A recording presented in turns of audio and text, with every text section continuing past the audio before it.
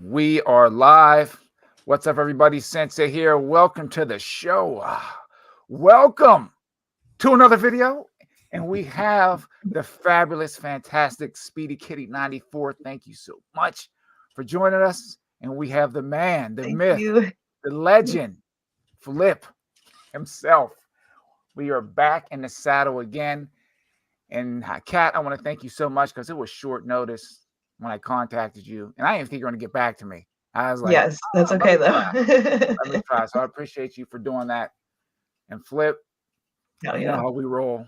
You already know, brother. Yeah, man. I appreciated you having me here. It's been a while. It's been a while, period. I haven't even done a video on my channel in forever. So dude, I just been throwing up shorts. Yeah. So what we're going to do, we're just going to wait for a few people to come in, and we can sort of just shoot the breeze a little bit. Okay. Now, I know that this is AVS weekend, and Kat, I know you were supposed to go, and you had a little bit of technical difficulty. Would you like to share that, or?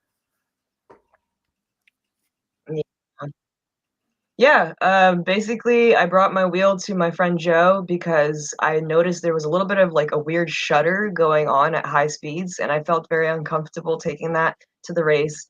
And he's the guy that I bought it from. He's the guy that fixes it for me. So like he's my go-to guy. So he went and he rode it right in front of me, did a couple laps, came back, and he was like, I don't feel anything. I think it's your legs. And I was like, no, I think my legs are fine. I think there's something up with the wheel. But okay, fine. And he's like, okay, I'll go another round. And right as he takes off, it just gave out and he just went splat. Unfortunately, he may have broken his shoulder. And that's actually another reason why I didn't go. I just didn't feel right going and having fun while my friend is hurt. You know what I mean? It just didn't feel right. I think that the metal shims on the sides, because I noticed that they have been kind of shifting over time. I think they gave out with his weight. I think that's what happened. You think your axle nut or the control board went out? I don't really know for sure. Wow, that's crazy. Could have been the axle nut loose too. Maybe. I think it's a physical thing that gave out with his weight, because I kind of noticed that it has been kind of moving over time. So I think with his weight, it just fully went. You know what I mean? Right. How much does he weigh, or roundabouts? How much is what? How much does he? Hold on, let me turn my mic up. How much does he weigh, or like roundabout? How much does he weigh? I'm probably like 180, and I'm only $120, so that's a big difference, you know. And I didn't think about it. I didn't think about it when we were testing it. I didn't even consider that. But now I'm gonna start thinking about that. Wow. How old was your wheel? Can you hear me? What's that? How old was your wheel? I think we're lagging a little bit. Sorry. Oh, okay. Okay. She's like three years old, because like Joe had her for like a year, and then I've had her for 2. Got you. Nice. Yeah. So but I already changed out the motor and the motherboard quite a few times. So the only thing that's the same is like the frame. You know what I mean? Maybe the frame is going out. I don't know. Yeah. Right. Wow. And I want to thank, I'm sorry, we have a few people in. I want to thank everyone for stopping in. We're just getting ready. We're getting started here. We're about to crank the motor up a little bit. And thank everyone for coming. I know this is a Sunday. You could be doing other things, but you're joining in with us. Dale, what's happening, brother? Dale's in the building. Always a good. Actually, Dale inspired me to do something, and I'm going to explain that, Dale. So don't go anywhere. Don't go anywhere. Oh boy. But wheel troubles are no joke. I know the Sherman. It's like I don't want to get rid of that wheel. That to me, that was one of my dream wheels. I'm going to keep that wheel. It does a lot of things well. But it's the nice one. But I had the OG rim on it, and I noticed sometimes the tire would unseat on it. Wow. Yeah, it would get that little. Oh, wow. So I would have to deflate it, massage it around, pump it up. It'd be good for a little bit. Then it would start this again. And I was cranking on that thing. I got up a little over about 32, 33. And I was at the rodeo, man. I was like, I did a Seth when he was on the minute. And I'm like, I'm like, I'm going down. I said, I'm going down, but I'm going to go down with the ship. I'm not jumping off. I'm not jumping off. I'm going to stay on this Right, thing at till it that hits the speed, you ground. kind of have to. Yeah, but I rode it out, and then Is a tire defective? Well, this is what I did. Right? I contacted help me out here, not Chris Clark, Mono Rides, Paul Stallone, and I put the V3 rim on it. Oh, Wow! really? What? Wow. V3 rim with a street tire. Okay. Huh. Dude, that Interesting. thing is wicked now, man. Right. I can't get rid of that thing, so I'm gonna hold on to that. See, that's the interesting thing, like, about these unicycles. I'm learning that you can, like, swap parts, not just tires, but even motherboards. It's kind of crazy. Yeah. My friend Joe told me all about this. There's, like, a name for this, but I forgot it at the moment, but people do this a lot, actually. Yep. If you go back, I'm sorry. Go ahead. I'm sorry about that. No. I was just gonna tell her, like, I made a video about that, like how I was complaining, like I love my Tesla and everything about it, but it's like I just want to take like 100-watt motherboard and take out the Tesla's motherboard and then put that in there and see if I can make it work. You could. Yeah, but Right. at the time you just got to make sure the connectors fit and stuff like that. Right. And you can just solder a new connector on. That's the easy part. I like that about these things. Yeah, you can mix and match. If you remember Delight Devices, they make, like, their IG page is EUCU, but their YouTube channel is Delight Devices.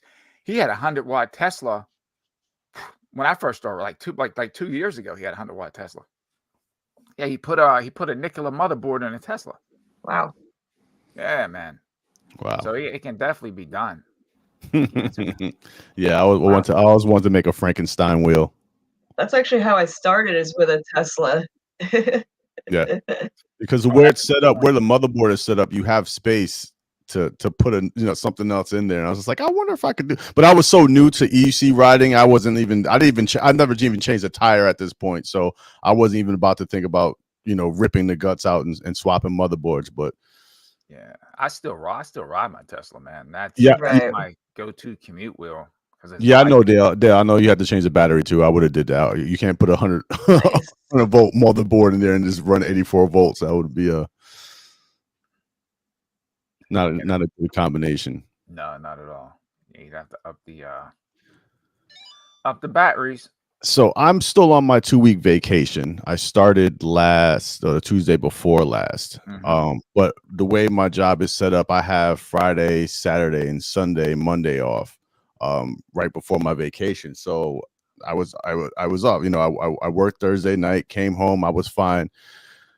I wake up Friday and my throat's a little scratchy. I'm like, that's weird, but I sleep with the air conditioner on, so I just chucked it up to that.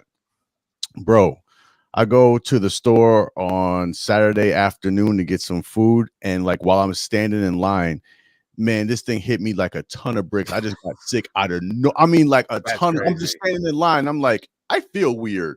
Like, Mr. Stark, I don't feel too good. Vacay too. I'm on vacation. No, vacation didn't start. Vacation starts Tuesday. Right. So long story short, bro, I got sick as a dog all the way to Thursday. I did not feel better until about 11 o'clock Thursday night, bro. Yeah, that's sad, dude. That's terrible. And I was supposed to leave for Vegas the Monday. It messed everything up for me. Wow. The whole thing. So yeah, I'm just now getting better now. And then I called work. I was like, yo, I'm gonna take an extra week. I know I'm not getting paid for that week, but I'm gonna take an extra week because my first week got ruined. And now I'm like, man, I want to go back to work. I'm bored. Like, I'm doing this house anymore. I'm gonna buy. I've been buying so much stuff this past 2 weeks just to like fill the void to keep myself entertained. So I'm like, yeah, I better go back to work before I buy something else. So that's how I spent my 2-week vacation. I feel that. Yeah, that's probably why my voice is still a little weird. Because nice. I told you coming like Barry White. Well, that and it's a new microphone too. I'm not using the old microphone I used to use. So I need to upgrade my mic game. Yeah, this one's nice. I was watching YouTube. Like, oh man, I actually have a microphone. Yeah, it's probably too late now. Spartacus, what's up, Spartacus? What's up? Always representing. Appreciate you, man. That's my guy right there, man. He's one of Spartacus the is illest. cool as heck, man. We need to send Spartacus a goodie Nice. pack. Right. So we're gonna hit this first question here. Uh-oh. Where do you see EUC culture right now? As far as, because I know I started Flip and I, we started riding the same time. We were pandemic riders. Well, you beat me. You beat me by a few months. Few months. Yeah, you beat me. Okay. And Kat, when did you start riding? 2 years ago. Okay. All right. So we're all pretty much, give or take a couple months or whatever, all pretty much the same. Where do you see the where do you see it right now? Do you think it's getting, I'm not talking about as far as like technology. I'm talking about like the camaraderie of the whole EUC culture. Is it the same? Is it better? Do you think it's, does it have too many of its little cliques? You understand what I mean? I'm kind of two minds on it because I feel like it is getting better, but then also I'm noticing a lot of drama that's starting to come up as well between people because riders are people, and with people comes personalities on top of the EUC, and then when you mix all of that together, sometimes it gets messy. That's kind of why I don't really join any EUC groups or chats or anything like that, because I don't really like that part. No, I But feel you. besides that, they are a very tightly knit community, and I do like that it's a very tightly knit community. It's pretty interesting because everyone's sharing what they know and all the mods that they make, and I see that it's just going to keep progressing forward, which is really awesome. Yeah. Yeah, Flip. I stand with Kat 100% of what she says, and she said it very, very nice. I'm not going to say it as nice, but there's two sides to this coin where the progression of the community, it's cool. It's really good. There's a lot going on. I mean, when I started riding, there was no Apple Valley speed races. There was no Cobra rallies. There was nothing. It was just raw, and mind you, EUCs was what still going 3 years before we even got into the game, right, Sensei? Maybe 3-4 years, like people were riding before we even got into it. Yeah. So look at Dell. They comment there. Yeah, it changed. Right. Dell, 215. So with that, I mean, wow. I mean, that part of the growth is incredible to watch. I mean, Seth and Law's out filming a movie right now in India, awesome, dude. So we talked about this. Remember when the EUC commercial came out? I think it was the Pepsi or the Coke one. It was at Liberty Mutual. Right. Liberty. The Liberty Mutual came afterwards, but first, before that, there was a Pepsi or Coke commercial in Russia with these guys riding. Oh, right. Yeah. And remember, we were just like, oh my God, that's true. You know what I mean? So that. I love that. See where it's going, because we talked about this years ago, like 2-3 years ago. We talked about this, like where it's going, and we can't wait to see EUCs and movies and whatnot. So for that, incredible. But then on the other hand, yes, it is the community and not everyone, because but Kat's right. There is this growing of toxic drama and elitism and all this bullshit that's like, and honestly, that comes with any group. Like I'm a DJ. The DJ group is just as toxic. Exactly. That's true. It's just as toxic everywhere. But I think the more we grow, the more we're experiencing more nonsense, and that I'm not happy with, because it just makes it turns everything into like a joke, and everything like we're so close to like taking this to e-games or Red Bull games. We're so close. We're like a year away. Right, from, like, exactly. I'm waiting for that. Yeah. Right. But then we have these guys that are just like making people look at us like, we don't want to sponsor any of these people, like so. Right. It's a double-sided, it's a double-edged sword, but I guess we have to take the good with the bad, right, guys? Yeah, I mean, anything. Right. You're always going to have pros and have cons. I mean, as far as my take on it, I'm gonna pretty much side with y'all with that. I see it progressing. I would say like tech-wise. No, I'm not even gonna say tech-wise. I'll comment on that in a second. But I see it going in a really good direction. But it's like a Y. You know what I mean? And you get to that fork in the road, and I'm the type of person, I'm standing right in the middle. I was like, you understand what I mean? It's like I don't really don't want to get in the whole drama and stuff. I try to stay out of that. But then if you don't get in Exactly. it, then you sort of get like, people look at you side-eyed, you know. So you're not going to Like please you're an everybody. outcast, or like Yes. Yeah.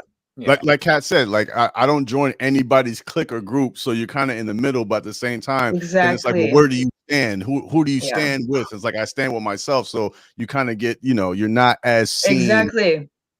Yeah.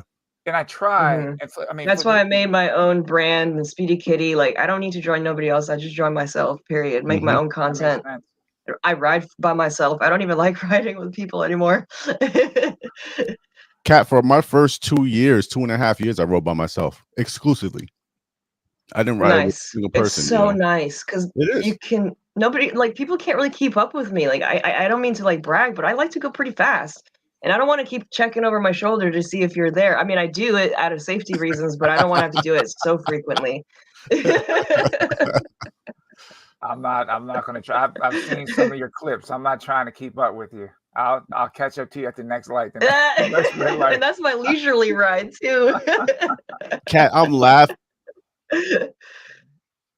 Guys have to go so fast and da da da da. And like now here I am 3 years later. Like I listen, I push that EXN and I don't have a lot of gear either. I get shit on a lot for the fact that I don't wear a lot of gear, but I'm doing like 35. That's terrible. That's 40. terrible.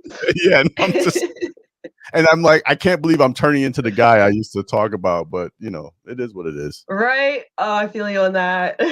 Sometimes I do it too. If I'm going to the store or something, I don't always wear gear, not gonna lie. But if it's like 2 blocks away and I'm going really slow, I feel like I could get away with it. Right. I do that sometimes. I don't ride with gear 100% of the time, and I tell people that. But if I know it's at a speed that I can't step off and run it out, then I'll toss some gear on. So what is this? Yeah. So this is the wrong place to ask about the comms people. Oh, I don't use any comms. I just yell What's out that? stuff. Comms? I don't know if we're talking about Like the wireless walkie-talkies and stuff like that. Oh, dude, I don't use any of that stuff. Yeah, we use hand signals if I'm riding with I someone. use a Ruroc helmet because my helmet has speakers in it and stuff, so then you don't need to get a comm. Dale, thank you. See, I'm just going to hold on to this. I'm going to hold on to what he said right here because I've come to a conclusion for myself anyway. But I'm going to hold on to this for a little bit. I want you to let it go right now so I can fire on you. I was all excited. I think for me, we'll just get to it.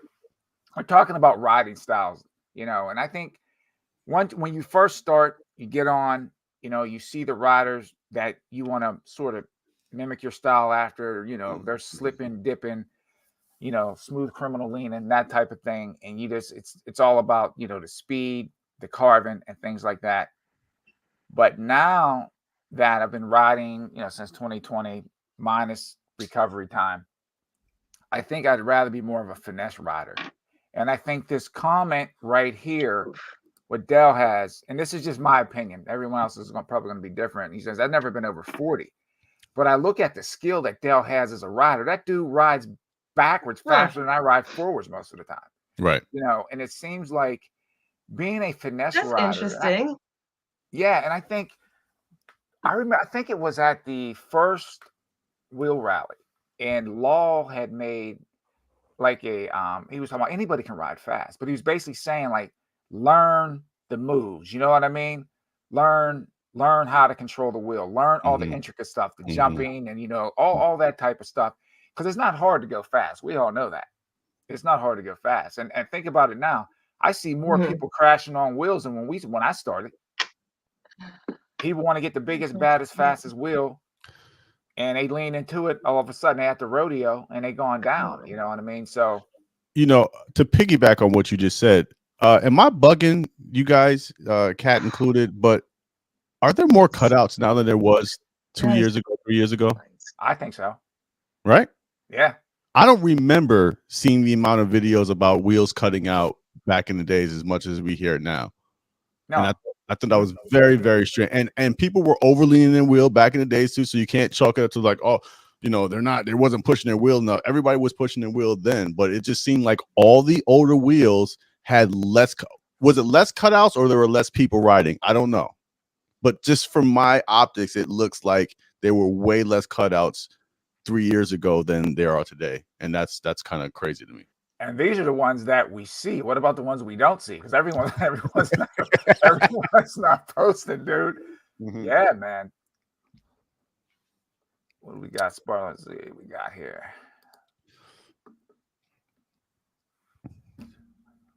So what Spartacus said is when I started, people were saying faster is easier, but I wanted to master slow speed. Yeah, I'm the same way now. Like I can push the wheel, but I'm just practicing now to become a more of a finesse rider. I was riding the other night on a Sherman. I've been digging these, these night rides, and you know, you get the seams in the road, you know, with the pavement. Well, Jersey has the seams, and it's a semi pothole. And I'm riding and the wheel just lean. Now, if that would have been 2 years ago, I'd have skinned all the skin off the side of my face. And I just leaned with the wheel, just leaned right with it and bought it back.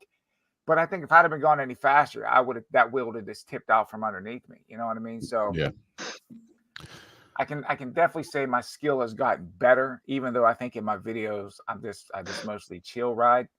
But when you're holding the camera, there's only but so much you really want to be doing. I don't want to be, you know, going too buck wild on that thing. Right. But I'm digging the finesse style. And then as the finesse gets better, the speed will increase. So that's pretty much my style. Thank you, Dale. No, you guys are 100%. I mean, I started off slow and I started off also, you know, I watching everybody else have these accidents and whatnot, I try to mitigate my risk as much as possible by staying cool and you know, riding slower and chiller. But after a while, the speed part kicked in, where it's like, yeah, riding slower and calm, cool, but there is some skill to riding fast. I'm not going to sit there and just jack with law. There is skill of you. Once you get past. Once you start reaching 40 and up, there is much skill involved, especially depending on where you're riding. God forbid, I ride on a bike trail, so I have to worry about squirrels, children, and pedestrians. As far as riding, well, because you know, like I don't want to kill a squirrel, but I'm not going to swerve 40 miles an hour. And funny, right? I'm a bunny hop a squirrel. That's gonna suck. I almost killed a chipmunk one time. Little bastard ran out in front of me. I'm like, whoa! Rabbits too, man. Yeah, that happens to me too. That scares me. Yeah, I'm a trail rider because I have so many bike trails by my house. Like for me, like that's, you know, and you have some room because there aren't any cars there, especially when there's not that many pedestrians. You can really go for it. You know, and you don't really have to worry about too many things popping out at you. Right. But no, there is some skill to riding. I used to think that though. I used to think that, oh, everybody can, just like how anybody can, you know, drive fast in a car, but stepping on a pedal and driving fast versus then leaning and controlling a wheel and maintaining your balance at the same time and being able to scan and be ready for anything at those speed. No, it does take some skill. I don't think you get those skills until you've progressed through the finesse stage. Right. You know, so I mean, granted, anyone. I wanted to add one thing. Yeah, go ahead. Absolutely. It's not, I mean, I've noticed like when I was practicing for the race, riding up and down the roads here, especially at high speeds, wind is also a big factor, and wind was actually a big factor at the race last year, and it tests your skills because you have to fight into it and lean into it the right way, because if you don't, last year it spun me out. It actually spun me out and made me fall off the wheel. If you have to like maneuver your body into the wind. It's like another thing that I've learned just by riding over time. Yes, dude. Flip, how many videos have I talked, dude? The wind. Now I'm gonna get some flack for this. Wind is a big factor. Absolutely. It's hard to fight it sometimes. It's difficult, and this is why, again, people are probably gonna come at me in the comments when this thing goes up, but I'm like, that's why I don't want to be out on a main road, like highway with cars. You understand? Wind, right? Like the wind it's dangerous. Yeah, it can push a car into the other lane. What's it going to do to you on a unicycle? It's no joke. And the faster you go, Exactly. yeah, it gets dangerous out there, man. No, that's a fact. That's a fact. One time I was going home with some groceries and I shifted one bag and I shifted at the wrong time when the wind picked up, and it literally, that's the time that it spun me out. All my groceries went flying. It was a disaster. It's like Oh a sail. wow. Wow. Yeah, it's Exactly. like a sail. She pitched the sail right in the middle of a windstorm. I should have put it in front of me to the sides. I did that with a selfie stick. Yeah, it's a lot of when I lessons. first start A lot of riding. lessons. And depending on how you turn that selfie stick in the wind, it's like a rudder on a plane. And it steered me right out into the road. Yeah. Yeah, no, I didn't respect things you the just wind. learn just by going through it. Yeah. No, I didn't respect the wind until it happened to me. And the thing is too, you don't expect it. Like you don't like, because you think, oh well, if it's windy out, I'm mentally going to be prepared for. No, it's just you're riding along and then you just hit this open plane and all of a sudden and I'm just like, whoa. It's scary, man. It's scary, especially like you can be riding down, like I'm riding down a side street and the wind will blow down between two houses. You know what I mean? And come down the driveway and like this. Oh, right. That little like tunnel. Yep. Yeah. It's like a wind tunnel, man. It's no joke. Yeah, and I live in a particularly windy city in McKinleyville. It's actually windier here than the other two towns down south. But yeah, that's really a big factor that I've had to deal with for the past like year because I've been living out here for so long. It made door dashing really difficult at times. I remember that. Because you have to carry pizza boxes and you're fighting the wind. That's why I have music playing in my helmet, because I'm like, I need something to just chill me out. I'm like having a rough time here. That is no joke. And that's hilarious. There's been people that have witnessed me on the 101 in the emergency lane. There's this thing. I really love having the emergency lane all to myself. I don't got to get around anybody, get stuck behind anybody. I just got my own road, basically. It's awesome. I really appreciate you know you're that. not gonna get that when you come to New York, right? Nah, New York is just a whole. That's over. I know. So I'm trying to live it up while I can. Yeah, you better enjoy it while you can, because. And that's something about New York, man. It's gonna be way different, and I'm kind of nervous about it. They ride fast and they ride hard out there. I don't know if I'm going to be able to keep up with them. I hope I can. Right. And it's the thing about New York, man. Those riders from Live to Grander Life, Ronin, NYC rider, New York Tarzan, they have an awareness, man, like a Spidey. Right. Like a Spidey you have to. I was watching Live's videos. Nice. You know, you gotta have that for about the 15th time. And watching this dude slice and dice through the New York City streets, I was like, I'm not even close to that level. I mean, I ride in New York City, but I know what I can do and what I can't do. That's why I was shocked when boy wanted to race boy out in his own turf, because it's like, why would you race somebody in their own turf where they ride like this every day? Like, that's not gonna work. Day in and day out. That's their natural habitat. Like, they got right. Like, it's fun for them to put it on the line, you know.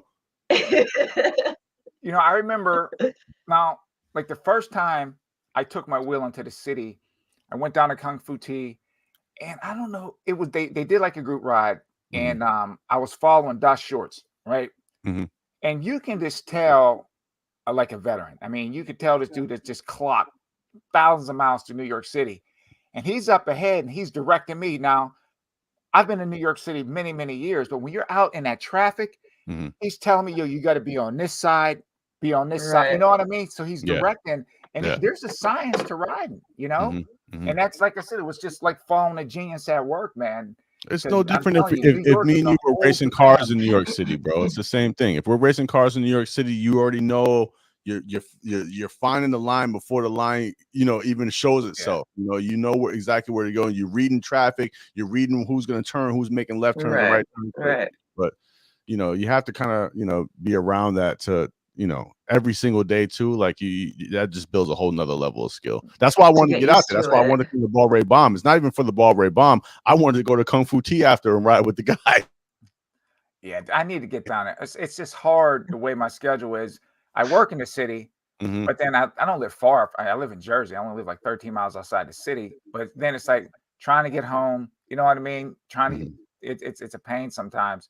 So I don't ride in the city as much as I want to. But it's still a good time. We can get in there and see some of the people though, man. New York is all right, man. So Kat, what wheel are you riding now? A Nikola Plus 100-volt. Okay. I thought your wheel was down, so I thought you got something else or something like that.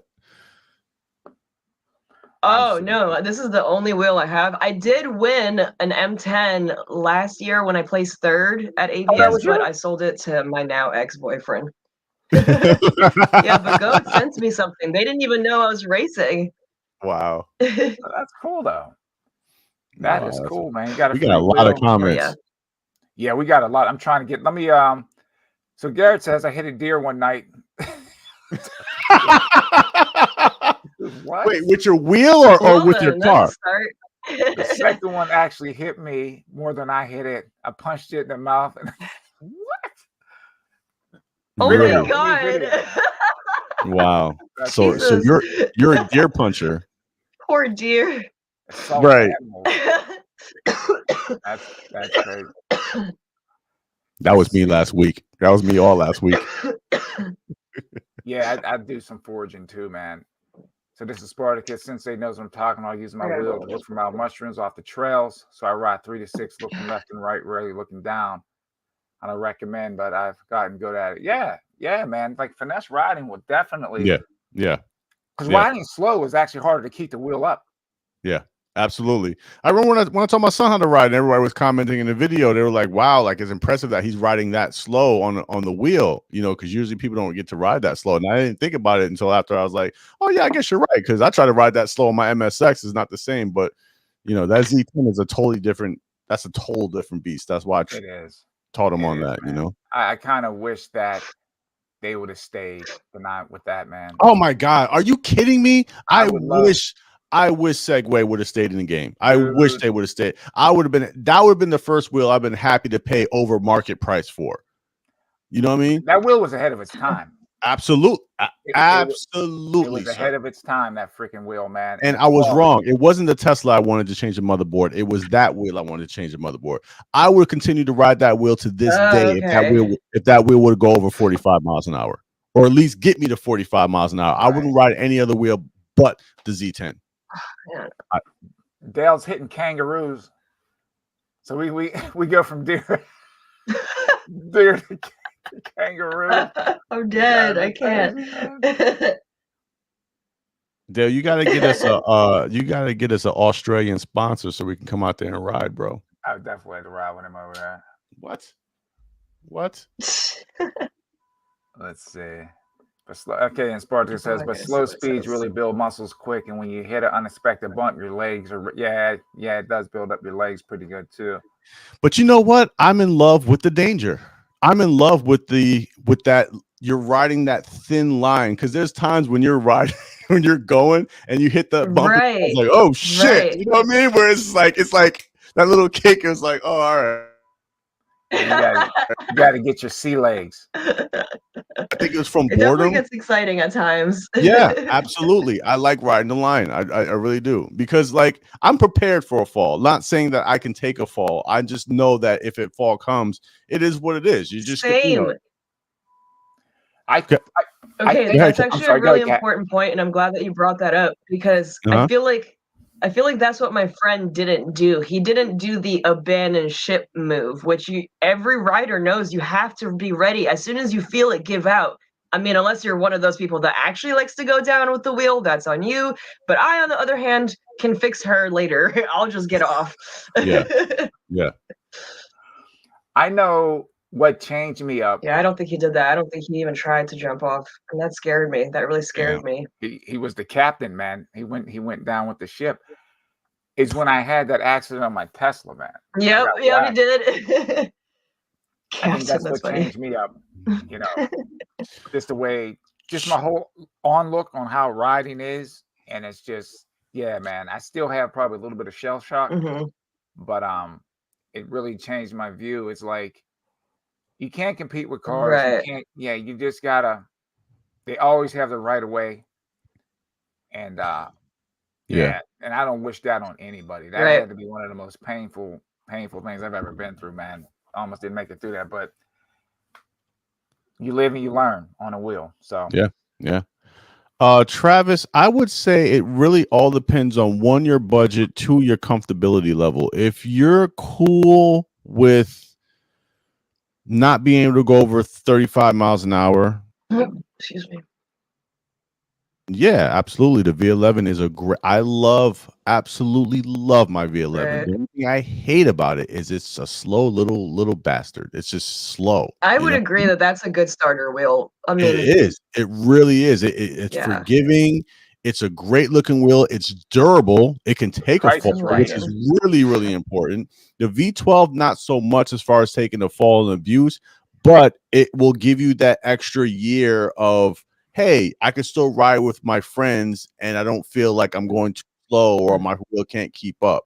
And you have way more features with the V12, Too but fast. it all depends on your budget, and it all depends on, do you want a really comfortable medium fast wheel, or do you want something that has that extra get up and go, better headlights, better features, but I would say V11, but that's just me being biased. Well, they have the V11Y coming out too, where they up the torque. It's still 84 volts, but they up the torque. The motor is 20, I want to say 25 or 2600, 26, I think it's a 2600 watt or 2500 watt motor. So they up the speed, they up the torque, they put the Raptor board in it, lowered the pedals a bit so it's more stable. That wheel is 2 years too late. Well, I think the V11Y is what the V11 should have been. Yeah. That wheel's that's the other problem. It's like, if you guys would have issued that wheel a year after the V11 came out, all right, cool. But now, like, we're so far gone past those specs that it doesn't. I'll get a master before I get a V11Y. I thought about the V11Y. I did a group ride in Pittsburgh, and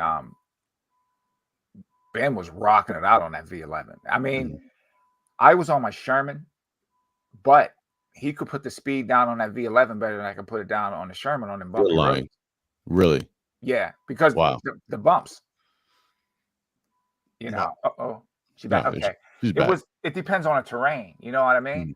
So some of the roads, I'm like, I'm not gonna risk coming off the wheel or banging in one of these potholes. And he was like he was in a Cadillac, and we did a 30-mile ride, probably one of the best rides I've ever been on.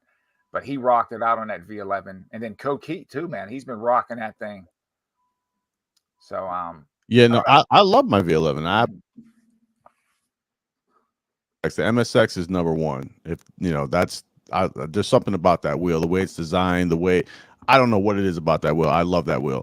The EXN is close second, but it's a newer wheel, so it's just like whatever, but the V11, I love everything about that wheel, the durability, the look of it, everything. It's just that it's just not fast enough.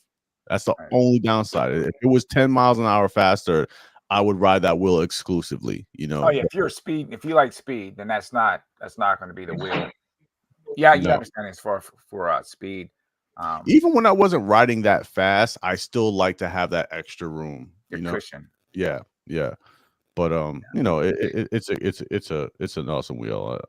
Hold on for a second here. Yeah, suspension. I haven't, I've ridden suspension wheels, but I definitely want one. This, from the ones that I demoed, it makes a heck of a difference out on the road, and it can actually save your life out there too, man.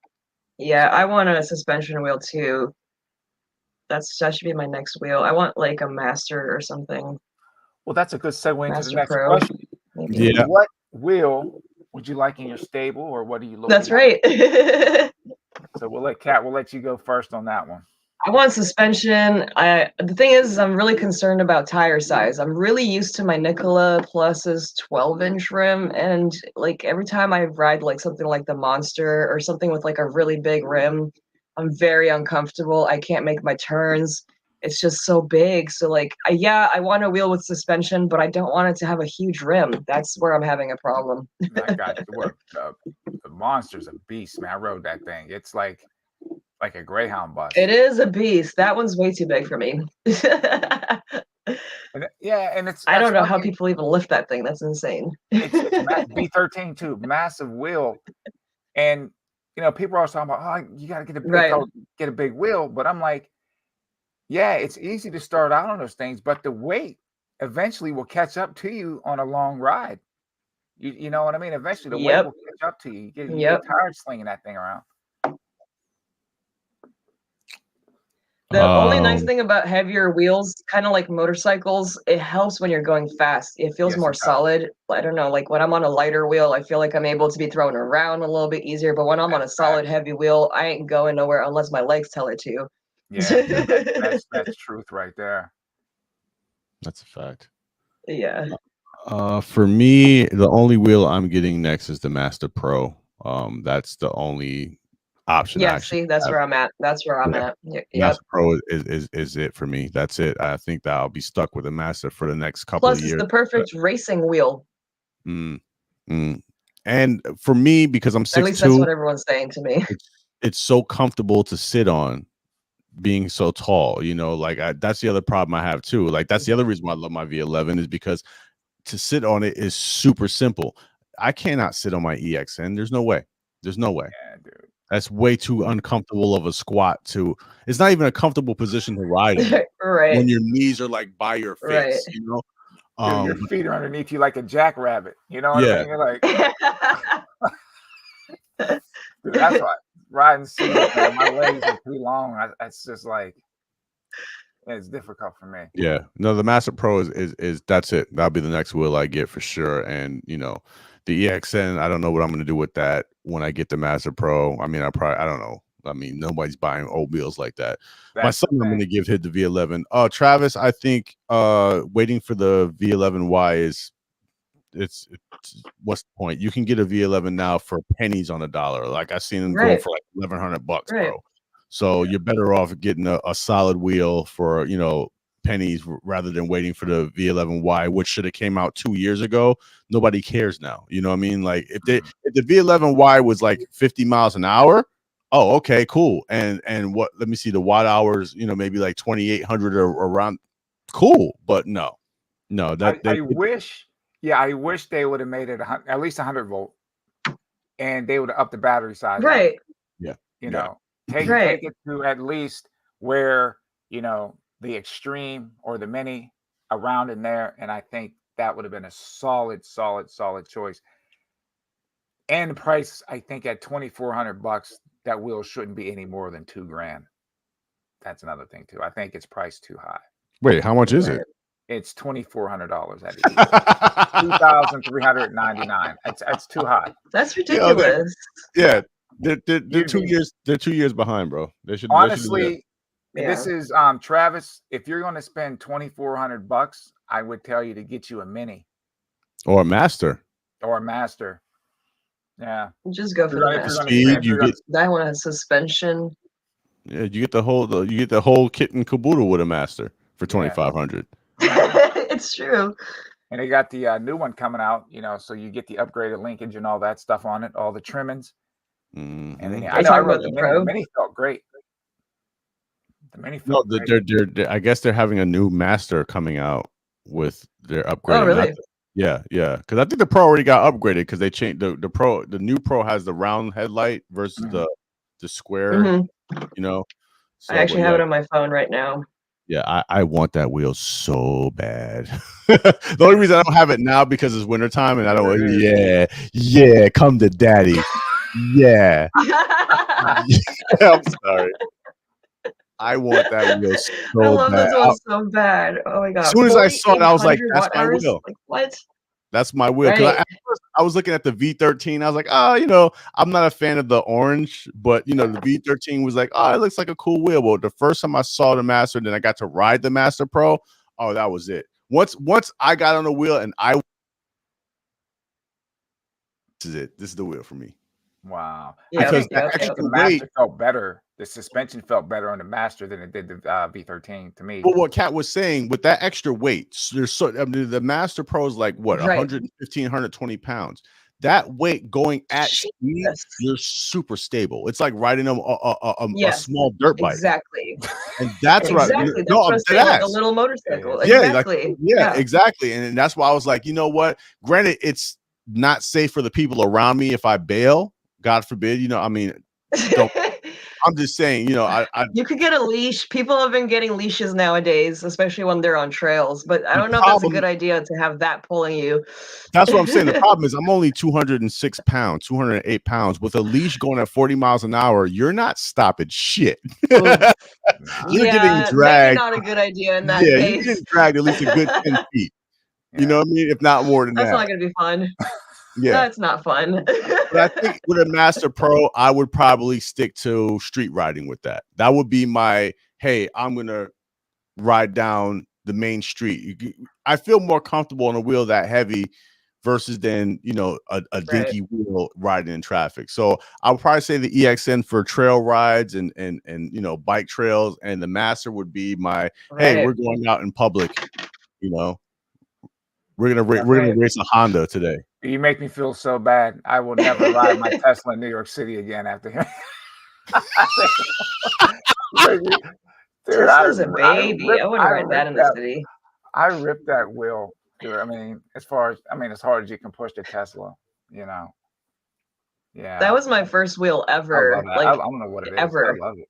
I love it. I love that wheel. I kind of got tired of it in a week. It was too slow for me. I remember I hit, and this, I didn't even realize it until I was done. I hit 34 miles an hour on that. Yes, sir. Yes, sir. I did that on my Tesla. On a Tesla, you could do that. Yeah. Wow. I wouldn't recommend it.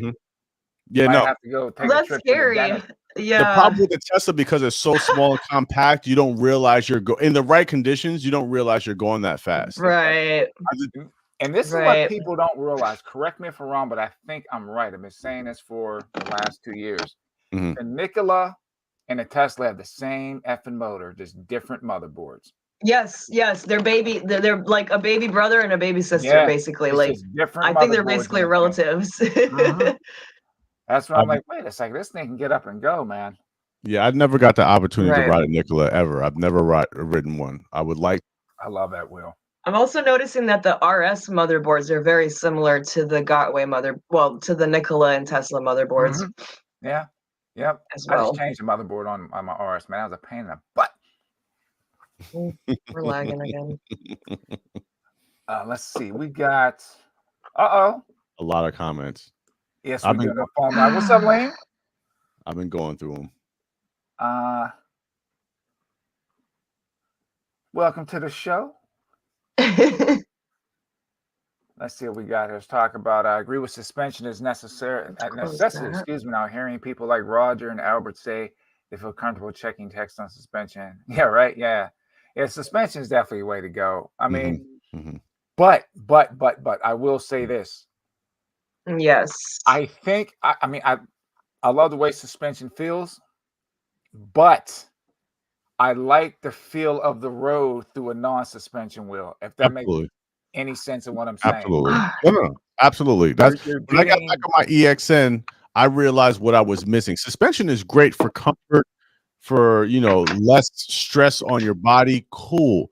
But is it as fun as a ride? Well, we're talking about older suspensions. I'm not talking about the newer ones. I know they perfected them a little bit better. But for the older suspension models, the V11s, the old Masters, riding my EXN was much more fun than riding my V11 because you get to experience. Now, if you're not fit enough, or if you have bad knees, or if you don't have the strength, then it's completely different for you. But for people who are, you know, comfortable with riding, you know, a non-suspension wheel, oh my God, they're so much fun. They're so much fun. Now, you know, there's some give and take because, like I said, the bumps will send you. There's a lot of factors that play into that, but I loved going from a V11 to an EXN. It was like a eye-opening experience for me. Now, granted, I'm still going back to a Master Pro at some point, but riding that the EXN, just it's the road. You can feel everything, and I kind of like having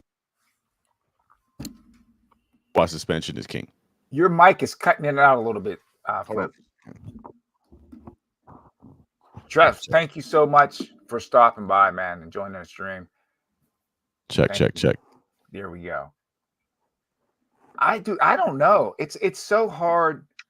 Because I think I did Flip, want to you and I add are one about the thing same with the height. suspension topic. What's that? What did you say, Kat? Oh, I said I wanted to add something about the suspension factor that somebody else said to me. I found very interesting.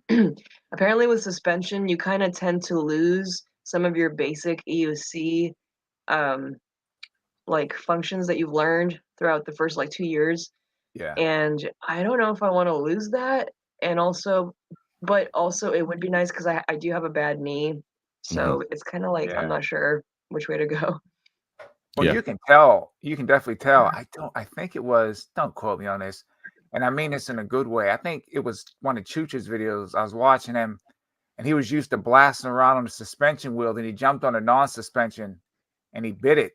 But it's just like suspension can sometimes get you too relaxed. You know what I mean? Because you'll Exactly. ride See what with I'm your saying? legs. You lose some of your basic Yeah. EUC functions. I don't know why, but it happens. Yeah. Yeah. Absolutely. You start you don't relying have much more that you don't do the other things that you used to do. No, that's a fact. That's a fact. Because I learned on a non-suspension wheel, so I took those skills as I progressed up. Yeah. And you're 100% right. Riding the V11 for me, you don't care about stuff like that. So you're more of a zombie rider at this point to some degree. If I don't even know where that term came from, and I get so offended when I hear that. Like, you're a zombie rider. Like, so what? Anyway, but no, you're 100% right, Kat. Like, you really you get too lax by letting the suspension do all the work for you. If you, God forbid, jump into a non-suspension wheel, you have to put all that knowledge and information back and ride on your guard. So yeah, but whatever. Even that with being said, Master Pro. Master Pro. Wheel, man. Yeah, that's absolutely. I think for me, it has to be something that I can commute with. So I'm kind of torn. I don't want to get something too small, and then I don't want to get something too big. So I don't know. Just a regular Master would be good for me. I thought about the Mini or even the GT, the Extreme Bull GT, but I don't know. I just got to wait and see. Travis, if you're still here, if waterproofing is a factor too. Both of those wheels are pretty good. I think the V13 or the V12, sorry, has a little bit more waterproofing than the V11. So points to your decision there, but both wheels are good for. You're still cutting in and out. Really? Yeah, it's like I don't know if it's clipping. Technical difficulty again. Technical. Check. Let's see. Dell says I want the S19, but I probably get the Extreme as I can get a lot cheaper. See, yeah, dude, that's the problem with the S19, man. That wheel is just overpriced. How much is the S19? They're like $2,800. Damn. And how much is the Extreme? Extreme, you can get the Extreme for $23. Oh shit! Yeah, that's a huge difference. Depending on what site you go to, Is the Extreme 16-inch though, or? Yeah. Oh yeah, no, I'm done with 16-inch wheels. Yeah, thing is rips though. Yeah, no, I know, but yeah, no, I'm good with 16-inch wheels. It's like, shut up, Sensei. You don't know. No, I'm not saying that at all. I'm just saying I'm like, now that I know, because remember, like, with the Tesla, that's a 16-inch wheel. But now that I've felt the difference of riding a bigger wheel, no, I will never go back to a small wheel. I'm glad you said that too, because I'm running into the problem. I ride the RS, I'm good. Jump on the Sherman, I'm good. I get back on a Tesla, and it's like I just downed the whole bottle of Jack Daniels. I'm all over. It's like I'm just all over the place. Not that I can't ride. I'm just used to the heavier wheels now, and I actually thought about just donating a wheel to somebody because you and me both. My Tesla's been just sitting in the closet for the past year and a half doing nothing. I'm looking for somebody to give it to. I'm just like, nobody wants to ride around here. I would literally probably just give it to somebody. Or my son wants my V11, so like he doesn't even want a Tesla. Yeah, you tell him take that Tesla and be happy. Oh man. I keep the V11.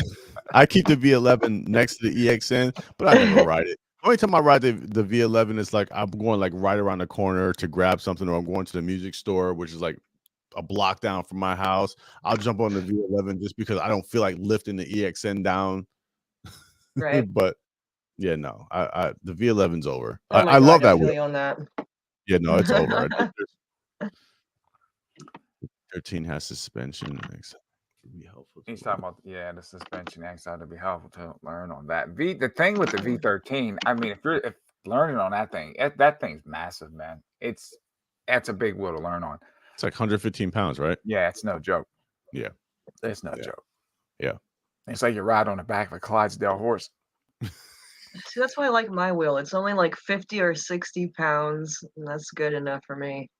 Yeah, it's convenient when you have to go down a flight of steps or something like that. Like that's what I like about having a lighter wheel. Like with the Master Pro, I'm not looking forward to lifting that thing down the steps and putting it in my car, but riding it, I'm absolutely looking forward.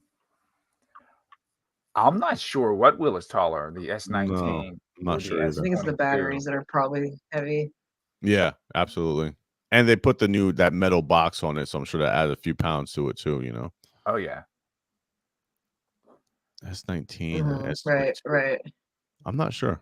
I have no idea. The S22 is not it's not super tall. I mean, I rode one. I didn't see it. It's wide though. It's a wide wheel. The S22 or the 19? No, the S22 is wide. I felt like a cowboy riding that thing. That's funny. That's funny. You're always comparing it to rodeo and stuff. You know what, though? You're right. It I does had a feel that horse way when I was a sometimes. kid, man. I might be having flashbacks or something. That's funny. Yeah, I feel that. Well, I mean, look, you see, riding is kind of like taming a horse. I mean, I've never tamed a horse, but from all the movies and the videos I've seen, it's kind of the same thing. You're getting on this beast, and you're trying to like, all right, come on now, we're gonna do this, right? So it's kind of like the same thing, right? Dale, I thought about the T4 Pro. I know you don't like the 16-inch wheels, but I think it's something I could actually slap on a bus.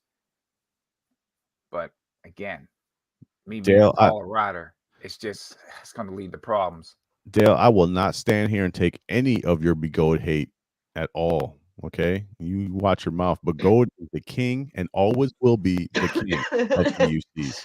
All right? You gotta give Begode credit though, man. They have more wheels than anybody else. Of course, they're gonna have more problems, but you watch your mouth. Watch your mouth. Right, because you're the guy who hated on Begode for so many years, and now you ride one exclusively. So I'm not listening to none of your Begode hate. There you go. It happens. It happens. Right. Not doing. But speaking of, since we're talking about, I do wish that they didn't have so many issues. I wish that the cutout things. Look at that! I said I'd never buy another Begode. Like the cutouts. They gave me one, and I've done that. And there you go. So there you go. He's a Begode guy now. I haven't had a cutout on a single wheel yet, and my Begodes are fine, even though I have a ticking time bomb in my storage room. Really? Well, the MSX. That MSX is a ticking time bomb. Right. That's just like, oh, by the way, I think you have those explosive batteries in your MSX. I'm like, thanks for letting me know that, buddy. As I sleep tight at night. Yikes. Yeah, dude, take that. Right. Out in the backyard. I started waking up and scrolling through Facebook and seeing people have the same wheel as me, and theirs is going on fire. So that's why I got my batteries replaced, because this isn't even my house. I'm renting here. Like, my roommate doesn't need a fire here. But this is another thing that I'll say about some of these EUC fires. I'm going to give it to the manufacturers, but it's how the wheel's taken care of a lot too. Some of these people beat the crap out of wheels, beat the snot, ride through water, through this. True. That's true. Don't maintain it really the way it should be maintained. and then all of a sudden you get some water or something in it, and you go to plug that thing in, and it's sparking up. So I have to put some rider fault on these batteries going up too, because some people do some asinine things, man, and it's just like, nah, water and electricity don't mix, So you gotta, or if you're beating on a wheel, check your battery packs, check your connections, do your regular maintenance on your wheel. Got to. Yeah, I think that also helps is actually people doing I agree with that. the maintenance on their wheel, and I'm not saying that surprises don't happen. Oh, but exactly. Yeah. The more that you take your wheel apart, open the barriers, things that people don't want to do, then I think that will help lower your chances of being surprised. That's funny, Garrett. Like the only wheel that I have a problem with the bearings is my MSX. But that wheel has been ridden to the ground. Like, Seth had it years before I got it. God knows Never had any bearing issues ever. Yeah. And the only bearing issue I have is just makes a little clicking noise when I ride. It's like click, click, click, click, click, click, click. And I know it's the bearings because the faster I ride, the faster the clicks go. But it only happens when there's weight on the wheel. When there's no weight on the wheel and you roll the wheel, it doesn't make that noise at all. Right. But I haven't had any, thank God, I haven't had any bearing issues with any of my other wheels, except the MSX. And even I still ride it. It's just right. That's a legend, dude. Yeah.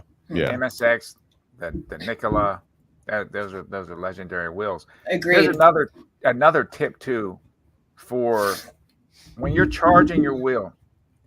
If you have to use an extension cord, get yourself a good extension cord. Yeah. Some of these people using these darn Dollar Tree, Dollar General extension cords. No, it's true, right? No, I know. And it's like I'm just laughing because it's up. It's true. Yeah. It heats up. Yeah. You might as well just set your damn wheel on a stove and charge it. I'm just. Yeah, you can have good tech if you want to take care of your tech. Yeah, get you a good extension cord. If you need one, let me know. I can do something for you. A little stocking stuffer. Let's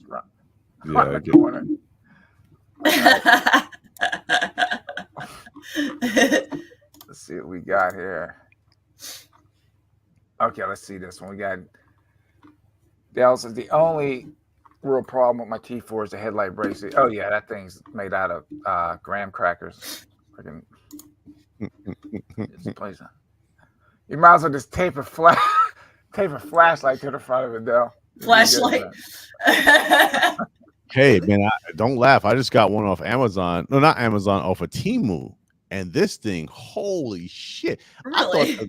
My wow. God, it is so bright. It is. You know what? Really bright. That's I think I awesome. paid $7 for this flashlight, and I have it mounted Wow, where I that's can stick it impressive. right on top of my EXN.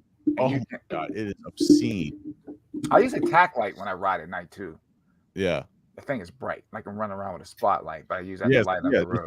That's what I have is like a spotlight, and you can adjust the beam on it too. So yeah, comes in handy. That's what's up. Let's see what we got. Yeah, my Nikola light's not very bright. I do want to work on that. That's about the same as the Tesla. Like that thing is just so someone else can see you. Yeah. Yeah, pretty much. Exactly. So you definitely. We rode home. We went on a group ride, and we were riding home on the bike trail, and I try to go past everybody with my EXN light. Oh my God, I almost ran into the water. Like you can't see anything. Like you can see just a little beam, but that's the reason why I ended up getting that flashlight, because the guy that I was riding with, he pulled out his flashlight. I was like, oh, that's do too many night rides on the bike trail, but because there's no lighting there at all, you're just stuck to your own device. Right. It was definitely an eye-opening experience. I was like, oh, Literally. Yeah. Dude, talking about riding on trails, I rode on this trail and I got out in the middle of absolutely nowhere. And I think that's the first time I was like, man, I need to be packing a Nina or something, man. Because it was like, I'm way out in the middle of Pennsylvania on this trail, and you're looking around. I'm like, it's like one of those types of things. You look down over the side and you don't see anything. You know what I mean? You don't know what's coming out of that thing. Yeah. There's nothing. There's no Oh, lights on the bike trail, at least That's where scary. I'm at. And at this time, this was like the end of summer, so all the trees had their leaves and the stuff. So there was It's no dark, ambient dude. light coming through or anything like that. It was just pitch black and deer. So yeah, no, I was like, I gotta get a flashlight. It's like a Halloween movie. It's pretty scary. Something might jump out at you. It's true. Like chilling in the corner or something. I like horror, so something jumping out at me, I was just like, Right. I'm just intrigued. Like, oh shit, what? Are you gonna kill me? That's a good point right there. All new 16-inch wheels are actually 18. Hold on. EV Roller says, donate a wheel. I can trade you for one of my wheels. Well, what you got, brother? Talk to me, bro. Hey, would you like to buy an O? Talk to me, brother, because I have plenty of wheels here. I have 6 wheels in my house, and 4 of them have to go. Where are? Okay, I don't see that one. I'm sorry, Yeah, everybody. I am I'm so slow with jealous. the comments. I'm trying. Have mercy. Yeah, it's under Garrett's comment. I see. EV Roller at 8:40 p.m. I see 8:39. Hold on a second. 8:30. 8:40. Oh, okay. I didn't go down far enough. If I skip any comments, I am so sorry, everybody. Yeah, I've been kind of going through. Oh, you guys are a different time zone. I forget that. What are you All saying? right, that's right. That's You're crazy. you got to get used to it. Cat, between you and me, I wish I'm I in was California. It's on like your time zone. 5:50. Yeah, I wish I was on your time zone. What's that?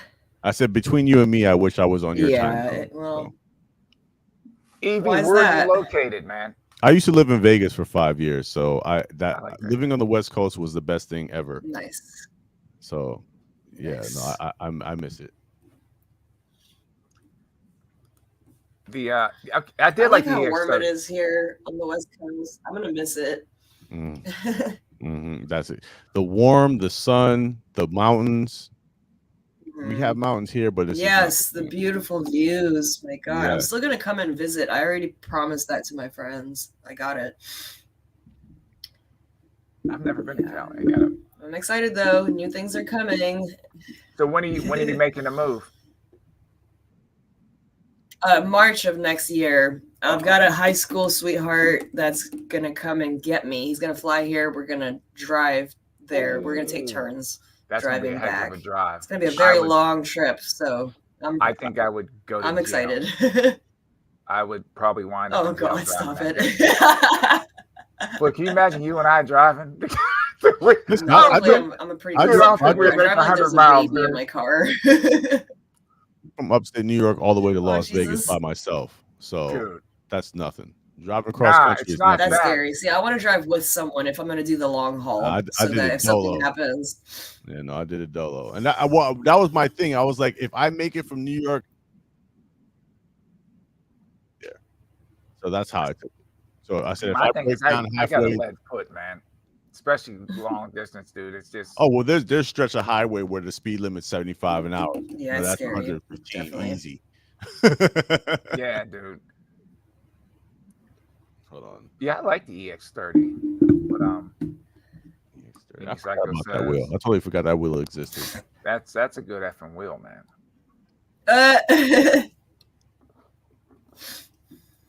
I love winter riding. It's fun. If you have a wheel that can take the snow, you have the tires that can handle the snow, handle and it. you have, some sort of, Right. waterproof, not waterproofing, but water resistance to that. Winter riding is great. I rode my Z10, in the snow a lot. That was the one wheel that didn't really mind the snow at all. So I actually enjoy it. It's as long as your wheel can handle it. Right. Yeah. You rode a Tesla in snow too. Right. You put that knobby on it. And I remember Yeah, I did. ripping that thing around. You man. put Yeah, a I knobby on a Tesla? How did Yeah, it even fit? I That's put- amazing. Yeah, I put a 2.4 knobby on a Tesla, and it handled great. It rolled like a Sherman. It sounded like a Sherman, Wow. But yeah, no, it definitely handled. And then Of course. then I put a 2.5 tire on it, and that was like the sweet It is. Gotcha. 2.5 That's street the tire. tire that wheel should have came with. I've it. always And wanted to put a knobby on my Nikola, If you have the clearance, but I it'll don't think it's fit. gonna fit. I don't think I No, think it's too big. if it fits in a I Tesla, might have to shave the sides off. You could find one that would fit though. yeah, no, I thought the same thing. But if it will fit in a Tesla, the Tesla has I think I barely could, any yeah. clearance. It'll definitely fit in a Nikola, for sure. Yeah, because I even raised the pedal Okay. on a Tesla. I want to try that next because that would be cool. Yeah. Shit, I have one I can donate to you. So Evie Roller says, I went from the V13 to the EX30. The EX30 feels light. yeah, it would. Yes, it would, dude. Yeah. And that V13 is an animal, like riding a freaking grizzly bear. Yeah. Damn. Yeah, I don't think I got to try that one yet. Dale says it's 9:51 a.m. Monday here. Oh, really? Thanks for What? Yeah. 9:50 Wow. a.m. on a Monday. Holy shit, dude. And he's rocking it out. Where is he, in Canada or something? What's going on? No, he's in Australia. He's in Australia. Okay. Okay. As far as winter riding for me, Garrett, as long as there's no snow and no ice and the salt's kept to the middle of my ride, I don't care how cold it is. I can bear the cold.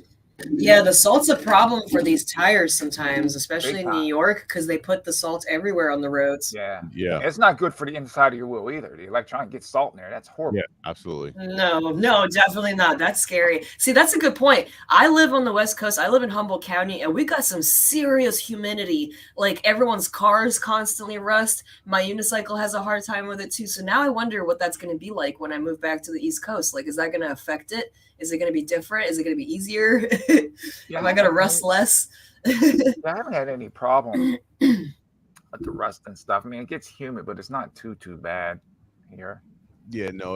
Luckily it hasn't gotten to my wheel, but it has gotten to my car. Well, it mists up a lot in the mornings. Every morning there's a huge mist, a huge fog. So yeah, that's probably why.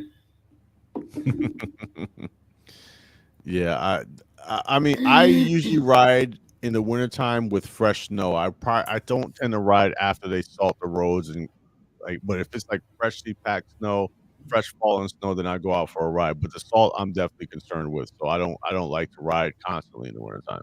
Yeah, I flushes out and stuff like that. Yeah, no, I'm not doing that. I pick and choose. One battery? How are you running off of one battery? My Tesla's running off one battery. That's how I bought it. I bought it off eBay with one battery. Oh, never knew that. Here's the funny part. I had no idea that was a problem. So I'm riding that Tesla at like 33 miles an hour up a hill with 30% battery with no gear on. I have video proof of this, and I'm just yes, you do. Yeah, like, you are just asking for it, man. Believe me, I know. I had no idea. We didn't know any better. Yeah, I didn't know any better. I had no idea. I'm riding around looking cool. Like, yeah, look at how cool I am. 30% battery riding uphill at like 30 miles an hour. Yeah, no, that wasn't a good idea. That was not a good idea. Uphill, you're gonna burn your battery out like that. Oh, especially on low batteries too. That's I was so ignorant. Like this, the Tesla was basically like my first real EV. So I had no idea what the hell I was doing. I was just happy to be riding and riding something cool and futuristic. I didn't care. Right. I've been there. I feel you. Yeah. I know now not to do that shit. Oh, yeah. One time I was riding home from like 2 towns over, and I didn't realize just how low I was. And I just like on a whim decided to check. And lo and behold, I'm only at 30 and I'm pushing like 35, almost 40. And I'm like, oh, damn. Maybe I should slow down. And I'm not even kidding, guys. I made it home with 0. I made it to 0 by the time I rolled into my doorway. Wow. 0. And it was still going. I can't believe it. I did that once. I rode to the bike trail and I decided that's the closest I've ever come to an empty battery. You're not even supposed to do that. Yeah. No, I tried to take the bus home because like I was like completely low and the bus driver wouldn't let me on with my EUC, so I had to ride home. When I pulled in my driveway, the EUC was like just constantly beeping, like beep beep beep beep beep beep beep beep beep beep beep beep beep. It would not stop. Like I was probably on like 2% battery by the time I got. Oh yeah, I know that sound. Yeah, it's like mad at you. Yeah, mad at yep, just cursing at you, like beep beep beep beep beep. Yeah, it's like mad at you, like how dare you do this to me? Yep. I'm riding like 4 miles an hour, just trying to trotting along, like hoping I make it. That's a really good point too. Anybody that's on the stream or going to be watching, you have to figure out when you buy your next wheel, how many miles do you ride? You know, if you're not a super range rider and you don't plan on doing mega rides like that, to me, there's no sense in getting one of the big battery. I'm just saying, for me anyway, unless you plan on doing 80-mile rides, 60-mile rides in a clip, that type of thing, or you're a speed demon and you need that extra. But your average rider is not going to ride 50 miles in a clip. They're not. But it's nice to be able to have the ability to have it. Yeah, to have it, because I never was a range rider until I got wheels with range, and then I go for these long, 50.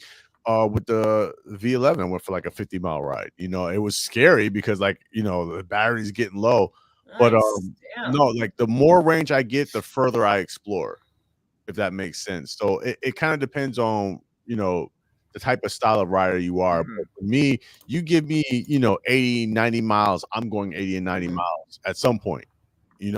See, my rides normally are between 20 25 miles, maybe 30. I think the longest ride kicked me, you guys know what? I think my longest ride is only 32 to 33 miles. Do you have like bike trails in like close to you, or do you mostly ride in the road? Jersey don't have any effing bike trails, man. Where I live, there's no bike lanes.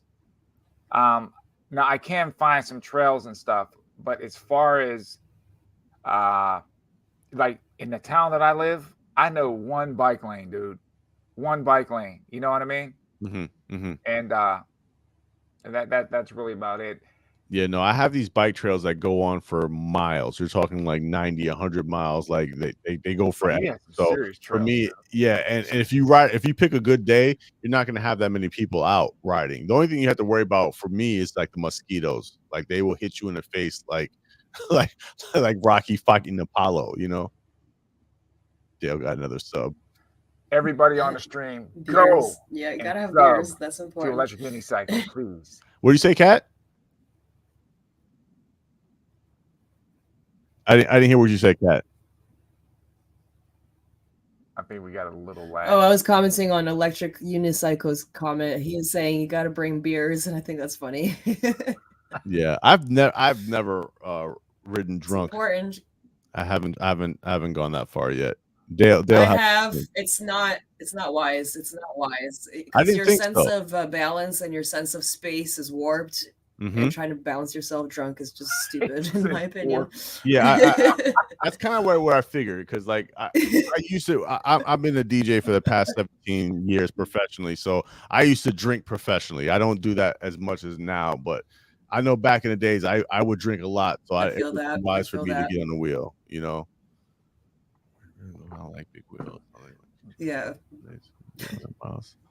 You know what though? I have ridden the unicycle on mushrooms, I think. I don't know if we're even allowed to talk about this kind of stuff, but that was interesting. That was it's like, I imagine that's what the guy kind of felt like, the one that invented it, like on his bicycle ride. Like, I wonder if that's kind of what it felt like, because I'm on the unicycle, like just strolling along and enjoying the views.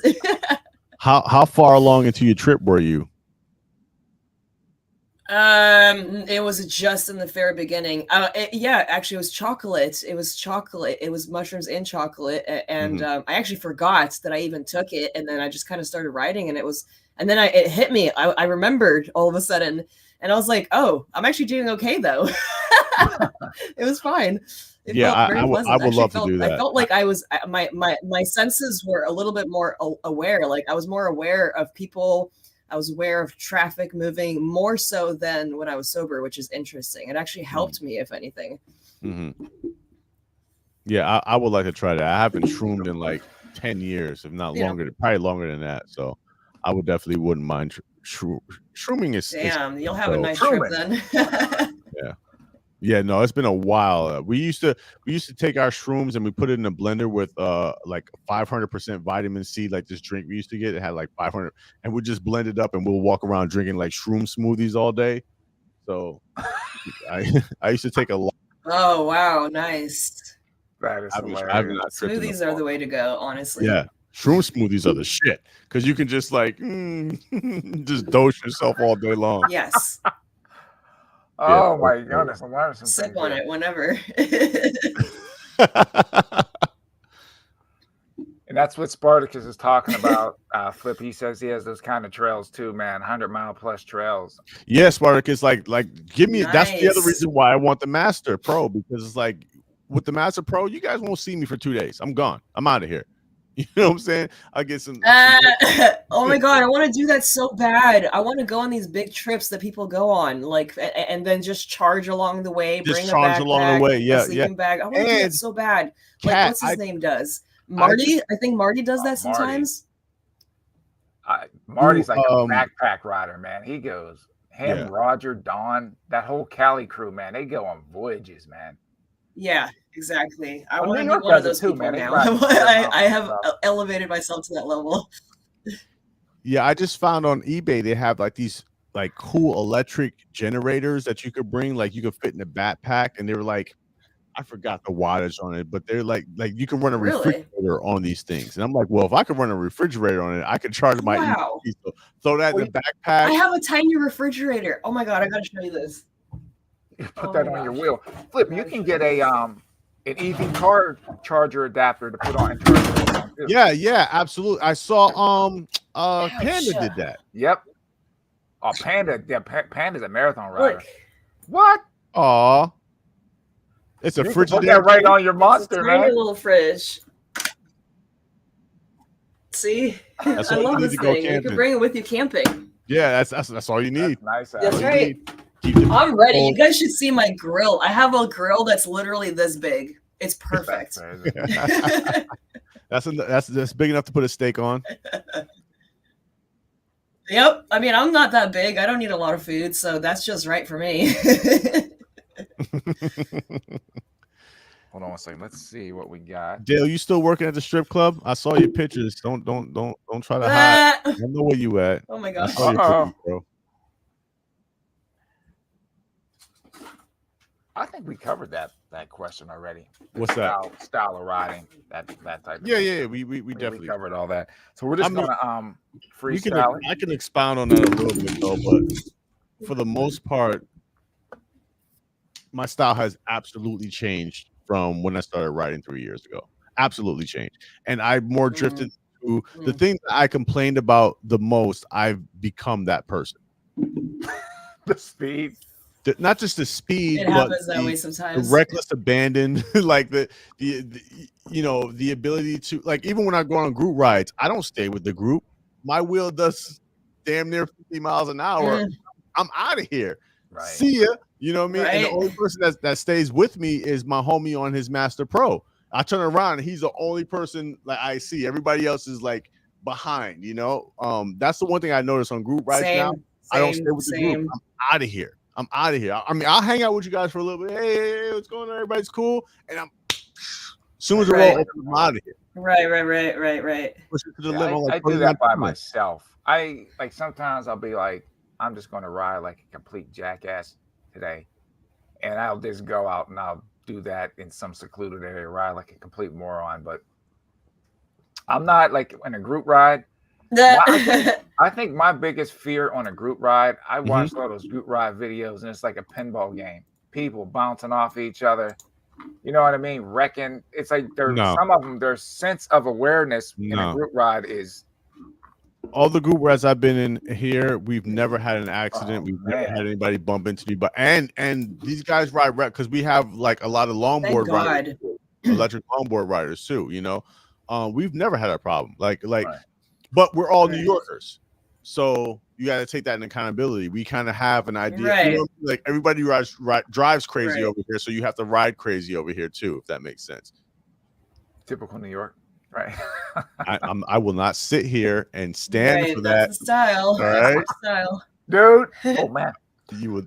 It's true though. They're New York are some aggressive. They're aggressive drivers. They are. We don't give a damn. We don't care. Too. We're the most important person on the road, and we have to get to where we have to get to. I don't care what you have going on in your car. Get out of my fucking way. Yo, even the cops stopped giving tickets because they can't keep up with all of y'all. That's what I hear. My favorite channel is Where's Nine? I forgot his channel. I think it's like Where's Nine. YouTube channel is dedicated to him running away from the cops in his Porsche. That's his entire YouTube channel. Oh my He God, just like cops come behind him to give him a ticket, and he just it's the most exciting channel I've ever seen. That's awesome. Yeah, Wills have definitely. I'm just reading. I'm reading too. I got the camera in a way, but yeah, dude. It's. I mean, just in a couple years, man, they've come a long, long, long way. Absolutely, right? Absolutely.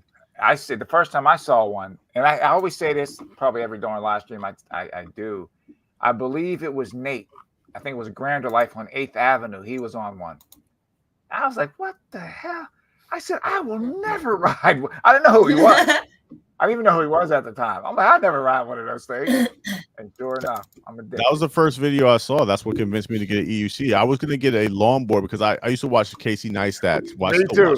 I still watch Casey Neistat. Oh, so I gotta interrupt you on that one. I'm sorry. I'm being rude. I apologize. No, you're good, bro. Dude, I'm ripping down 5th Avenue. I believe I was on. What wheel was I on? I don't even know what wheel I was on. This was just recently too. Maybe not even 2 weeks ago. And I'm looking. I'm like, wait a second. That's Casey Neistat. So he's on his board. I come up next to him. I was like, yo, Casey. Took his headphones out. He's like, what's up, dude? And we ripped down 5th Avenue for a few blocks. And then I went my way. He went his, man. Yeah, that's my favorite YouTuber. That's my number one favorite YouTuber is Casey. Like he's the reason why I like making YouTube videos. Because like, man, this guy's awesome. But that's the reason I was gonna get a booster board, and I was searching booster board videos after watching his, and for some reason the algorithm suggested Nate's video, and I started watching. I'm watching these guys go down New York City, cutting through traffic, and I was like, that's it. Man.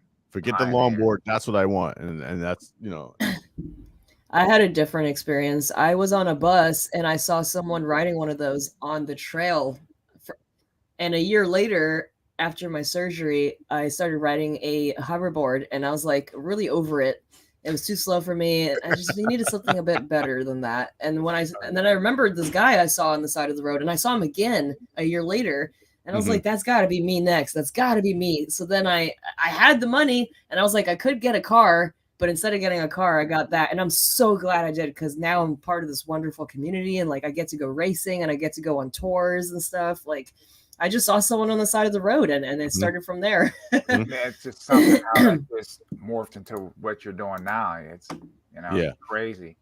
No, you're 100% right. Like I had no idea this community even existed, but it granted, like we said earlier, the drama, but it's still great to be in a group of crazy people who just like, I want to ride a wheel and with no with no other protection, not 2 wheels, not 3 wheels, just 1 wheel, and we don't know if this thing's gonna cut out on us, but we still ride this thing. You know what I mean?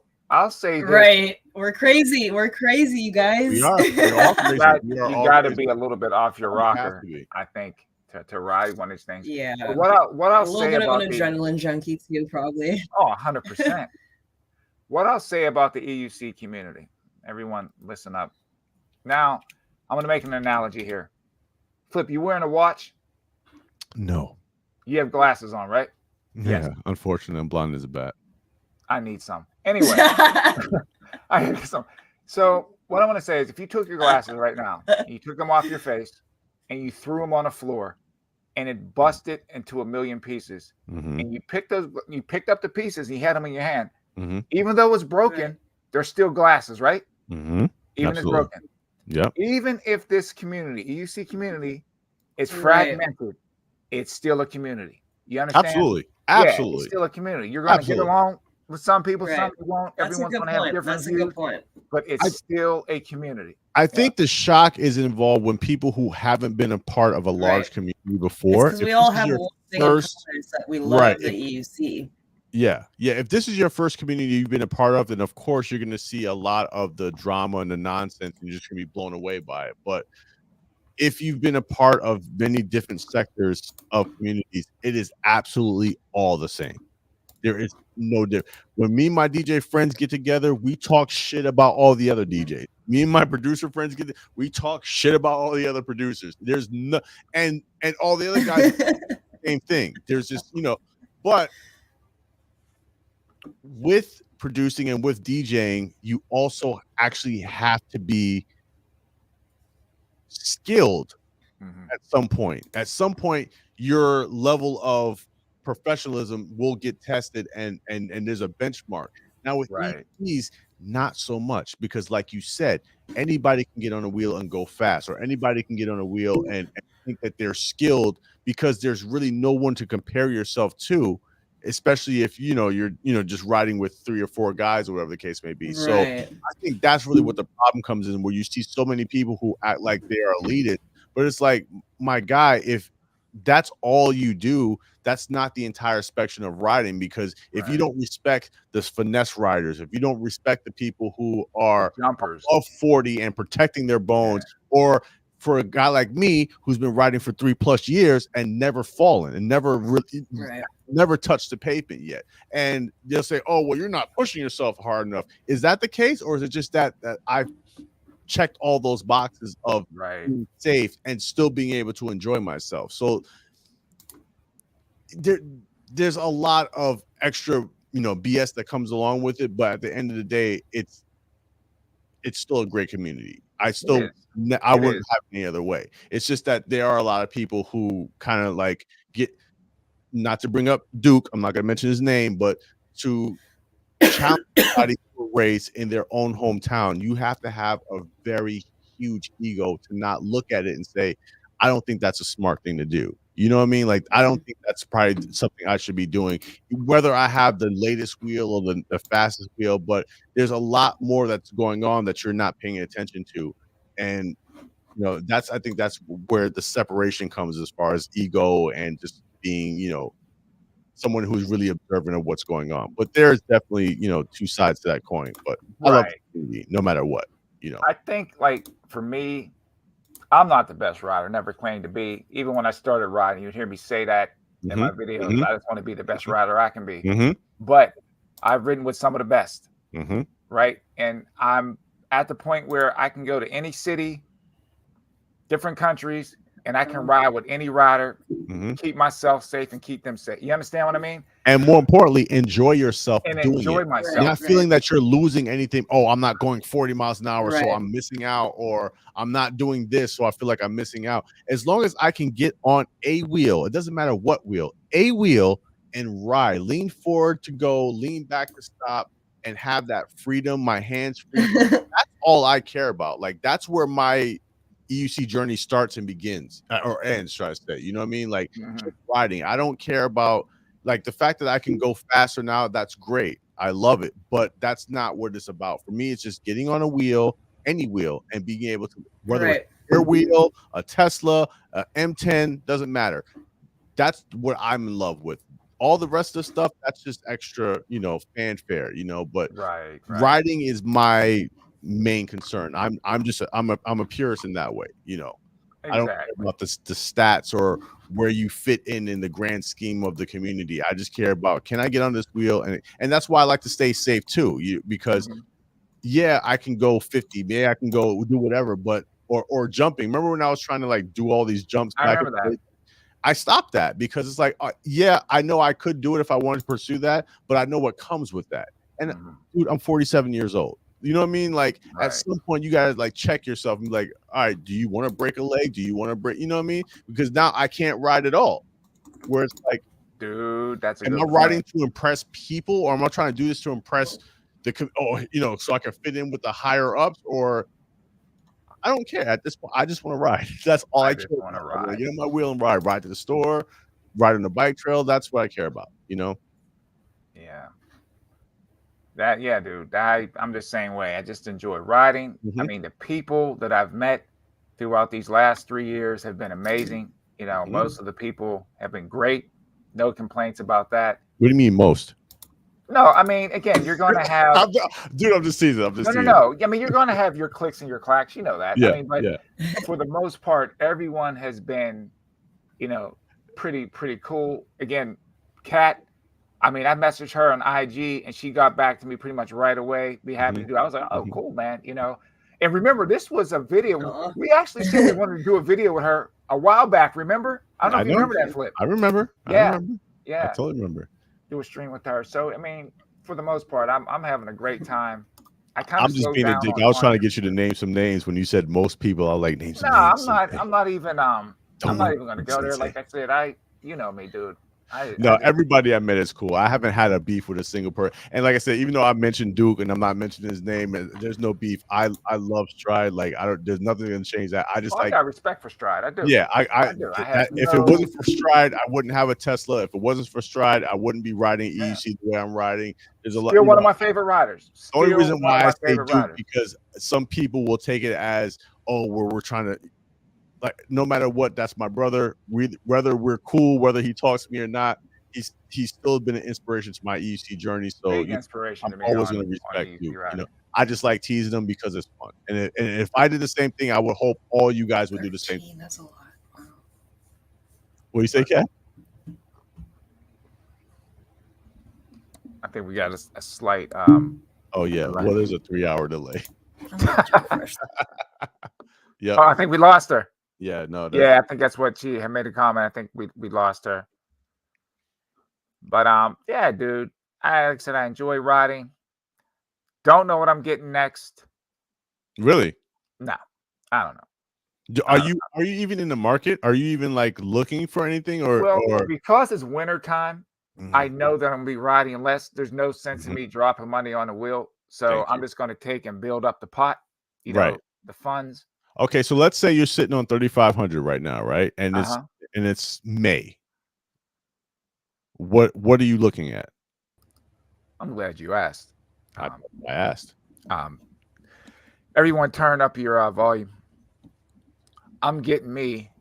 Drum roll. I will get me. Come on now, let's see what you got. You got 3,500 in the pot. The wife says that's all you. You ain't got there's nothing, there's no responsibilities tied for this 3,500, and it's May. And it's like 76. I'm just kidding, dude. What the bro? I'm just messing with you, dude. I was like, did this Blake just say the M10? I'm just playing with you. I would get I like I can't. I'm glad I stumped you. I'm glad I stumped you. I like the Mini, the Extreme Bull Mini. I also like, because it's a 16-inch. I kind of held off. Hold on. What do you like about the Mini? I think it's an all around. You know, it gives you good range. You got suspension. I mean, decent range. It's not the most range, but it does everything well. You got the comfort of suspension. You got the 2,400 watt-hour battery. It's not the best, but it would suit my riding style fine. Right. It's built like a little tank. You know, it got a shell on it, which I do like. I closed everything I could. But I think I would take the GT over that because it's a 20-inch and it's a taller wheel for me. So if I do want to ride it seated. So I'm thinking maybe a GT. Not for nothing. I think that if you did get a GT, it will. If let's say you're in the 11th grade of EUC, the 10th grade of EUC riding, right? I think that will bump you up to being senior class, because that's what I was missing when I wasn't riding the EXN, because all my wheels kind of had a ceiling to it, you know, except the MSX. The MSX was the first time I really experienced having power more than I've ever had in the EUC before. So with that power, that's what kind of got me like, oh, I can push. I can go past the, because when Seth came up, Seth had me riding. I've never touched 33 miles an hour before until Seth came up here. You know what I mean? And then once I did it, I was like, oh, this isn't too bad. Even if I had like a tire on the MSX, so that's probably not the best tire to go fast on. But when I got the EXN, it was kind of the same thing where it's like, oh, I can comfortably go. Like there, like I know I used to look at speed like it was a bad thing, you know, when I had the smaller wheels. But once I got the EXN, I was like, oh, I can do 40 and comfortably and still be in my safe margin of riding. Right. You know what I'm saying? So like that's the reason why once I saw the the Master Pro, I was like, that's my wheel. Like as soon as I saw it, I was like, that's it. Right. And then oh my God, sitting on it, and then I got to Yeah. ride it, and I was like, oh, this is a bull. This is like bull. Dead ass. I got bull. We're back to that. Dude, you get that wheel, I'm gonna send you 2 big bull I'm horns. dead. You put those 2 bull horns that used to be on Boss Hogg's car, remember? You put that absolutely. Absolutely. Remember, you don't have to ever say remember when it comes to Boss Hogg. Are you kidding me? No, that was the first wheel I got on that wheel, and that wheel shook me to the core. Like, oh yeah, you little bitch, you want to ride me? And I was like, oh, this is my wheel. Right, right. I feel that. Yeah. So that's. It's because it can handle high speeds stably. Like when I go high speeds on the Nikola, she's struggling, and you can feel that. But those wheels, they don't struggle. That's what's scary, because usually I can gauge how fast I'm going based on how much she's struggling, and there's no struggling going on those. I don't know how fast I'm going without just looking around. And you're a light rider too, so for you to say that, that's true. I didn't even think about that. You're absolutely right. Yeah, because you weigh. This weight thing is a thing. It really is. I didn't think about that. I'm learning now that. It makes sense. Yeah, because you're gonna feel so much more than we are having that 50-pound difference. But I'm also a righted seater, so my center of gravity is lower to the ground too. There's also that, which is actually helpful when it comes to wind. Sometimes I lay flat on the seat. By the way, I added a seat to my Nikola recently. I put a Saran seat on it. I saw that. The best choice ever I ever made. Wow. I put that picture up actually on your I did a little intro video for you being on the stream tonight, and actually put that up there. I was like, thanks. That's nice. That's awesome. I appreciate that. It was a lot of work trying to put it on there. It wasn't made for it. not to be a dirty little trader, but I've been looking at a Saran for 2 years. Man, I know. Me too. Me too. I got a bike. I've been fantasizing, like you know how guys used to put like pinup girls on their wall and shit. Oh my God! The Saran is on the wall. I just like. They are fantastic. What do you call it? Bikes. And I actually have a shop here called Nerd Scooters here in McKinleyville, and they sell those. And they're really nice. I've seen some black and white ones. I've seen some purple and green ones. Oh my God, they're so beautiful. I got to touch them. I got to clean them every day. It was amazing. You're not helping my cause. You're not helping my cause. I know. I'm sorry. I'm trying not to. First of all, I have to buy a Master Pro. So there's 35. Right. You gotta wait a little bit. Right. But no, I really want to. I feel you though. I feel you. I forgot the guy's YouTube I follow. I think it's like Suron Monster or something like that. But I watch his videos. He's just Suronster. Yeah. I watch. I'm subscribed to his channel. Cool name. Yeah, he pops. He's just killing that thing. And I'm just like, I want one so bad. Dude, I don't want to I'm kind of scared of them a little bit because I seen someone wreck on it during one of our rides. Somebody joined on a Saran in the middle of our unicycle ride, and I guess he's prone to seizures or something, and he went up a hillside and it hit him right at the wrong time. I'm kind of scared of getting one now, but I know it's not the bike's fault. It was the user's, although it wasn't really his fault. It was his body failing him or whatever. I don't know how to put it politely. I would never. Oh, before I forget, don't you think that those what the hoverboards? Don't you think they should come with better instructions to warn people how dangerous they are? Yeah, they really should. Those things are dangerous indeed. No, those are more dangerous than EUCs. Like they're it's true. Dangerous. It's true. And they don't have like God. in the instructions like, yo, you could literally like give yourself a concussion riding this thing. It's true. It's true. One time I was riding my hoverboard and I was just listening to some music like in my own little world, and I didn't realize that I was approaching like the edge of a curb.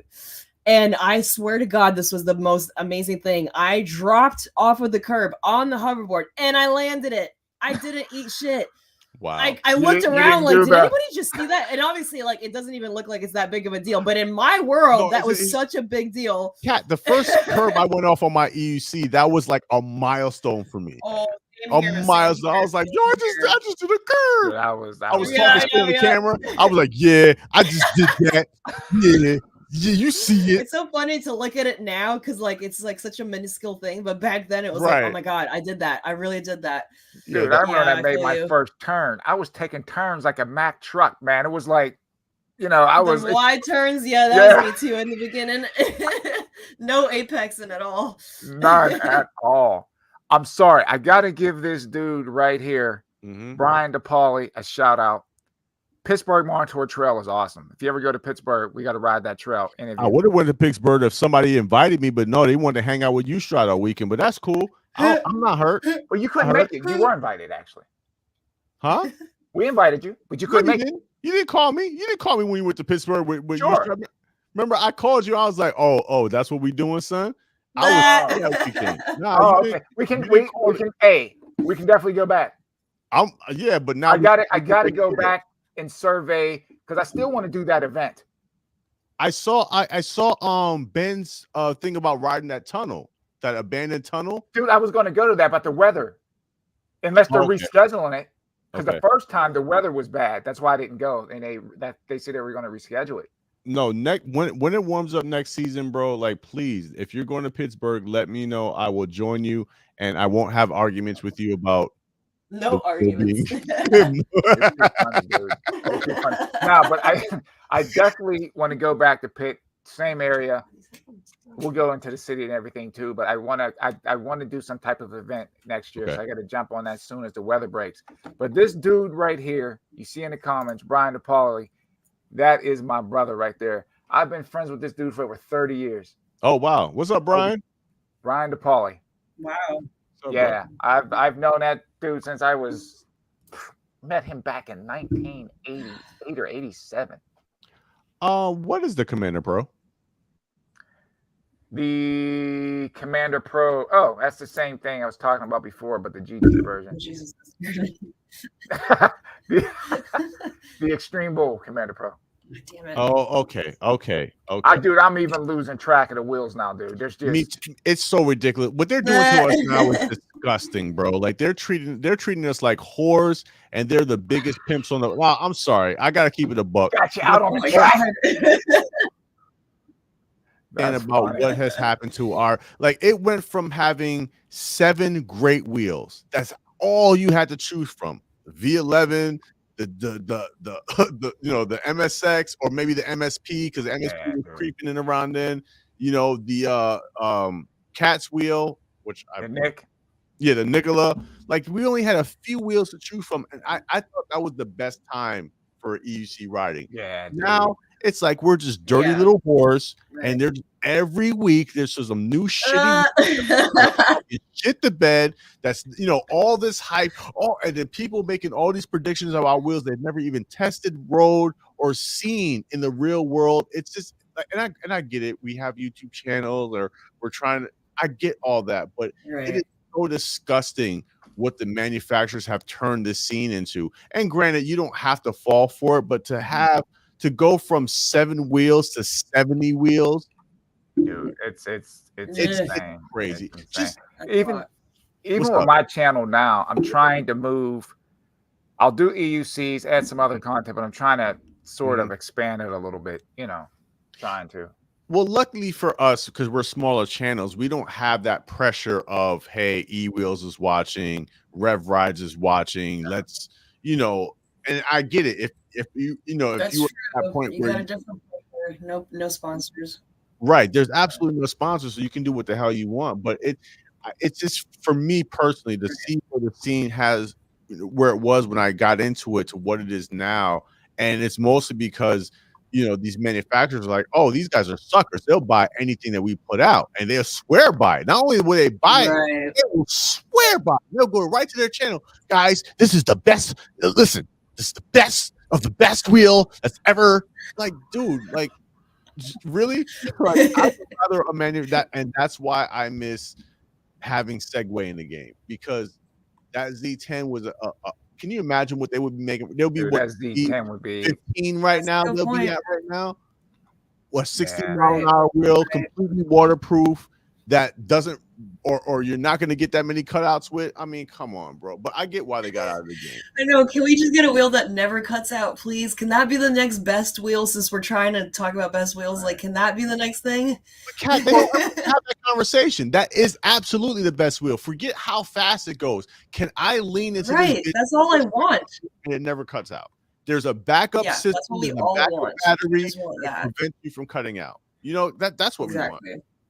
Exactly. This is one thing I'll say about EUC manufacturers, and I'll say this about I'll use the word the community. Mhm. We all want the best EUCs as far as quality goes. We do, right? Of course. And Yeah. then you go through the comments when people are reviewing wheels, and everyone has their own opinion on how it should be. And I say this: look at Ford, look at the car companies, whatever, Chevy, Hyundai, whatever, even the elite cars, Lamborghini, Ferrari. Mhm. Look at all the recalls on cars and look how long they've been making cars. Yeah, it takes a minute. This process takes a minute. Toyota. Yeah, but Toyota's the yeah, exception. Toyota's a good car. They're But what the I'm saying exception. is, Right. you would think a car company that's been making cars for 50 years would not put a car out with a bad brakes, brake problem, brake recalls, radiator recall. You understand what I mean? So it's like, But there's money in making a shitty car. No manufacturer in America or anywhere for that fact wants to build the perfect car where you're not going to buy another car for 25 years. they did That that makes once sense. already. That's really what the That's the problem is. It has consumerism nothing to aspect do of with, things. are they capable of making a EUC that's not going to cut out? Ah, Absolutely. remember they did that. Remember GM with the EV1 electric car. They crushed all those cars. Whoa. And saved- Stop. Cat, what the fuck? Listen, My roommate made me some dinner. What the fuck? I'm where's starving. that? That looks tasty. She just like opened the door and food just like presented itself. What the heck was that? Right? Dude, I'm sorry. I said And some steak and some mushrooms and potato. My roommate gonna knows stick that my I'm doing hand a out, live pick feed up right some now, so he's food, trying to gonna help land in me. I'm starving now. I thought I was good. I'm starving right now. That looks incredible. Sensei, I'm sorry. I No, apologize. but I mean that's a good point. The bottom line is with that EV1 car, it was a documentary called "Who Killed the Electric Car." When you would watch that documentary, they would take the car to get service. They would put windshield wiper fluid in and air in the tire, and they would be on their way. They weren't making any money off the car, off the parts. Exactly. Exactly. That's why I think Frankenstein and wheels at this point is important. Because at least at some point you can just create the wheel you want to take parts and bits and pieces of what exists. Exactly. That's what I was saying earlier. Right. Yeah.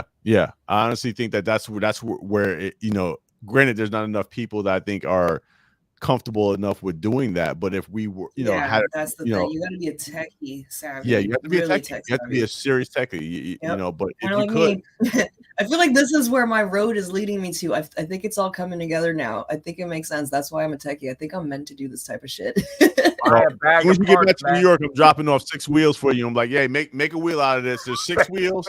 Go at it. Just make it up. Just here you go. Right. Dude, I would love to just make one that's like just right. I'll be back in 4 weeks. That'd be awesome. Right. Give me some time. No rush. That'd be sick. George, definitely. We need the best EUC. We definitely need that. They have it for one wheel. What is that? What's that? EUCs. You can pretty much, I don't want to say manipulate, but you can kind of tweak the controller. If that makes any sense of what I'm saying. You can sit there and mess around, and the one wheels are known for like nose diving, that whole thing. You can actually control that while you're riding to keep the nose up. You can. There's a new one wheel out from another manufacturer that's killing the game, and it's like a modular one wheel. You can play with all the. I watched the. Didn't they just recall the one wheels? It's a different company. It's a different company that's doing it. Completely. No, I know that, but in general, like, didn't they recall them in general? Are they gonna go away now?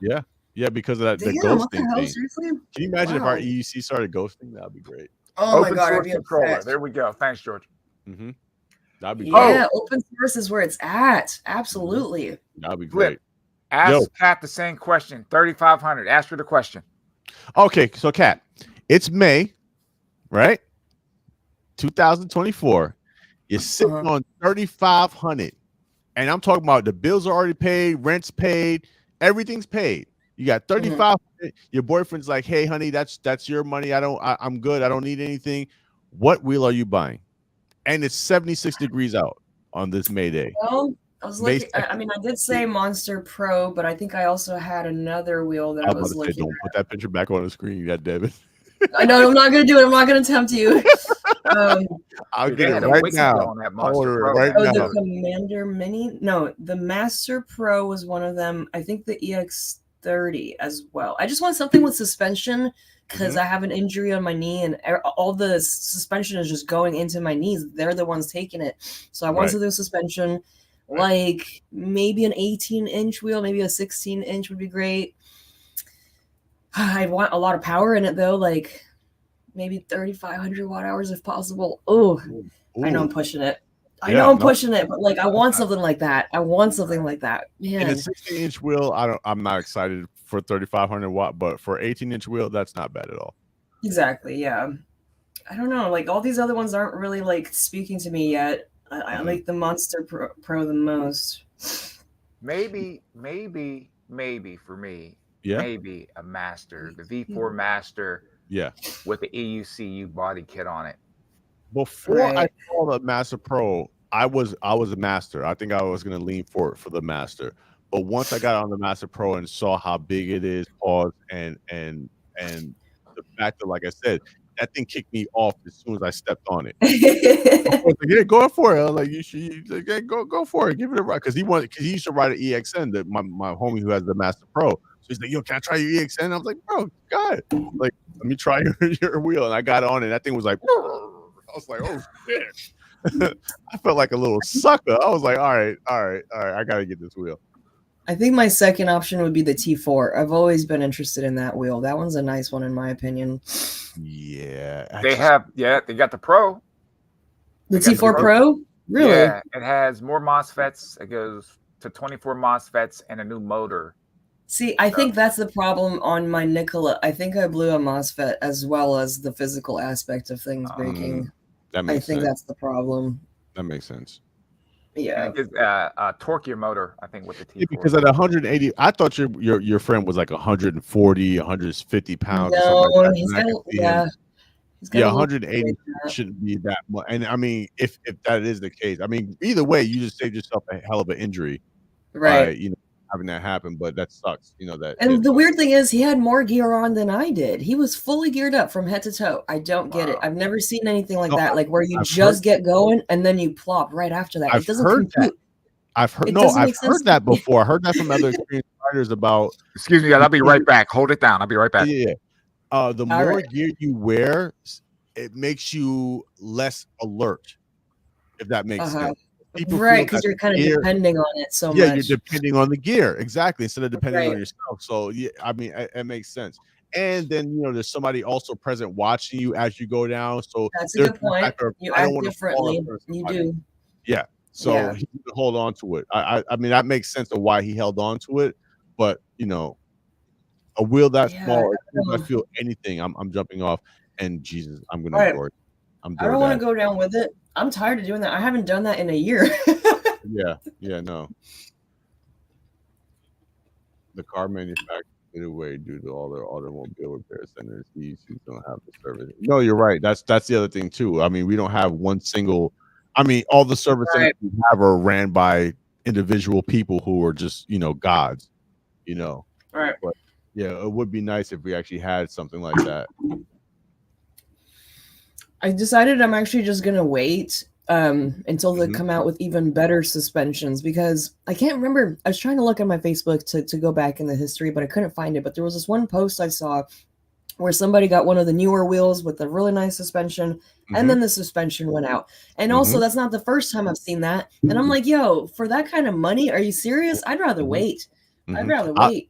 I'd be pissed if I dropped that kind of on like a V13 or something like that, and the suspension shocks come firing up at me or something like that. That would be crazy.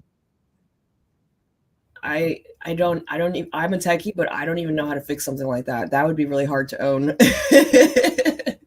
Yeah, I don't want to swap. Like, you know, a V11 suspension swapping, all right, that's fine. That's something that's doable. But some of these newer wheels, no, I don't. Yeah, they're getting more difficult now. Yeah.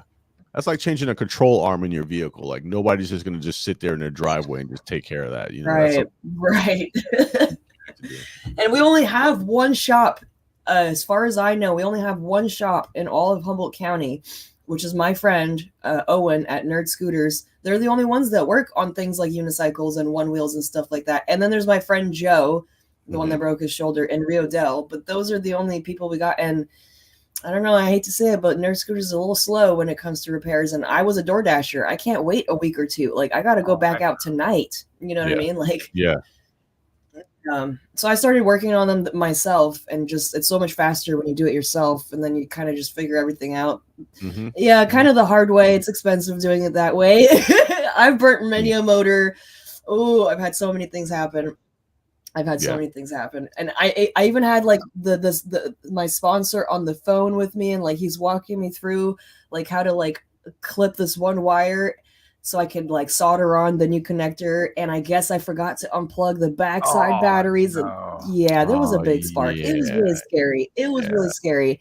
Yeah. Luckily, everything was fine after that, and I've never had an incident like that again because now I know better. Now I double, triple check that everything's unplugged, because that's also how I burnt out my motor or my motherboard one time. I guess I shorted it out or something. Because and also when you install a wheel, don't plug in the power first. For the love of God, don't do it. Just plug in the pins first. You gotta. I did that mistake too. Oh man, there's a lot to learn when you take them apart. A lot to learn. Yeah. They're simple but complex at the same time. Hold on. Yes. Yep. Yes. Let me see what else we got here. Oh, let's see what this. Okay, I think we ran through all the questions. Nice. Let me just make sure.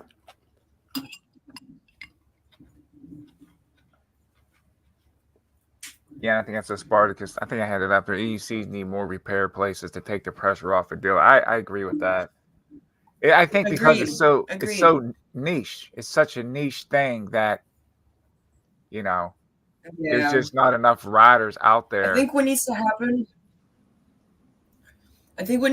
is more sponsors like Alien Rides. Like Alien Rides has multiple locations. I think they have one in Vegas, they have one in San Francisco, and I think one other one.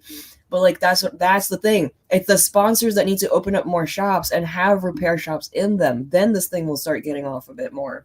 Right. Yeah, I know. Like New York, I think at least if something goes on with your wheel, if you have a problem, it's very easy to get. Yeah, because everybody rides. There's a lot of riders, and somebody ought to know how to fix it. Knows how to fix your wheel. Even a lot of that's not the case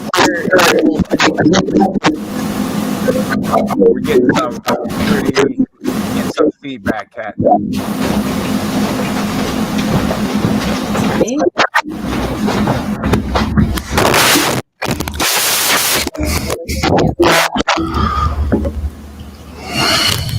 There we go. Yeah, you're good now.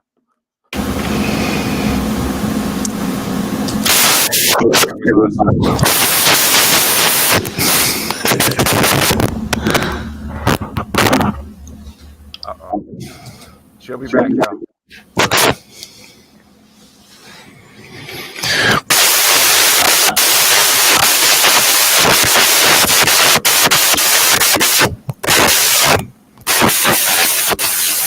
See if we can add her back. There we go. Okay, I think this is a bit better. Jesus.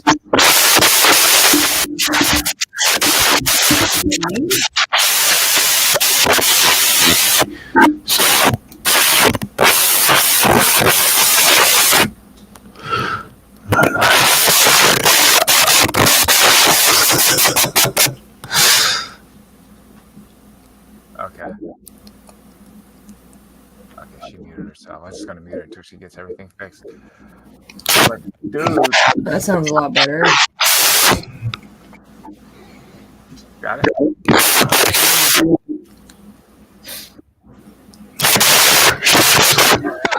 Every time I think it's done, it kicks back in.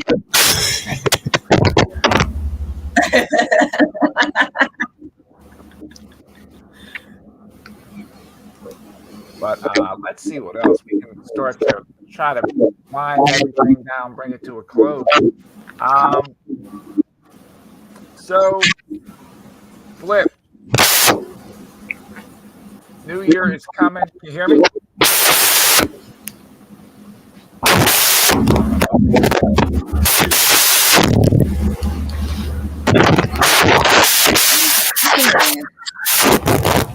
Oh my goodness. That's terrible.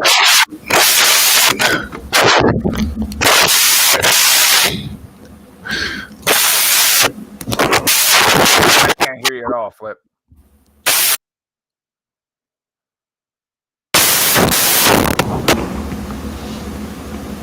Flip, say something. I can't hear you at all. Let me see.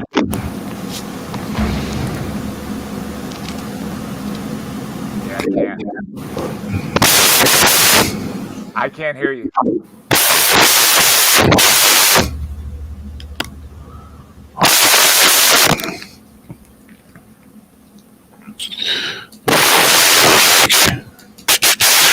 I wonder if that's your mic. No. Can you hear me now? I got you now. Yeah. All right. I just switched the microphone. Yeah, it's All right, clear what now. did you say, brother? So we're going to start bringing this to a close. Let me get Kat back in here. Mm-hmm. Yay. There we go. Nice and clear. Yay. So I think we're going to start bringing the stream back down. Is there anything that y'all like to add? You was about to ask me something. I can't even remember. Okay.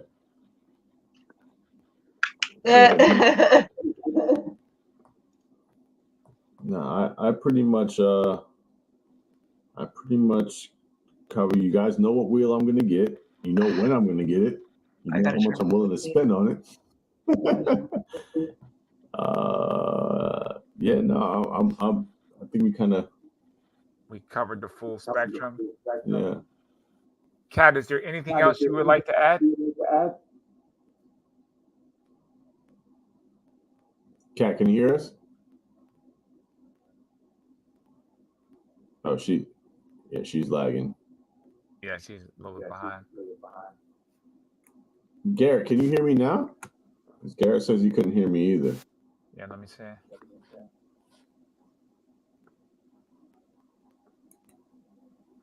Yeah, that's what I'm saying. Sorry about the technical difficulties, everybody. Yeah, we'll work on that. Yeah, we'll get it. It happens. But yeah, no, I don't really have anything else to add. Like I said, you guys know what wheel I'm getting, and that's it. And that's gonna be the last wheel I get for a while. I'm not, after I get the Master Pro, I'm not gonna upgrade for another 3 years after that. So this is gonna be my main wheel. I'll keep the EXN around. God forbid something happens to the Master, I still have something to fall back on. But Sensei, we're both low. Both you and Sensei are low. I don't know what's happening with the audio here. Hold on for a second.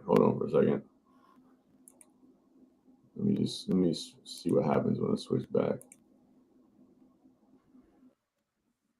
I can't hear Kat at all.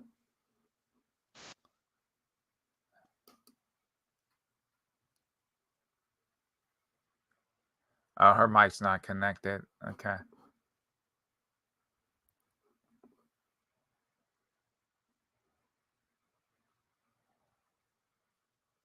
Garrett says he can hear you, so we'll wait for Kat to get her equipment hooked up, and then we'll sign out here.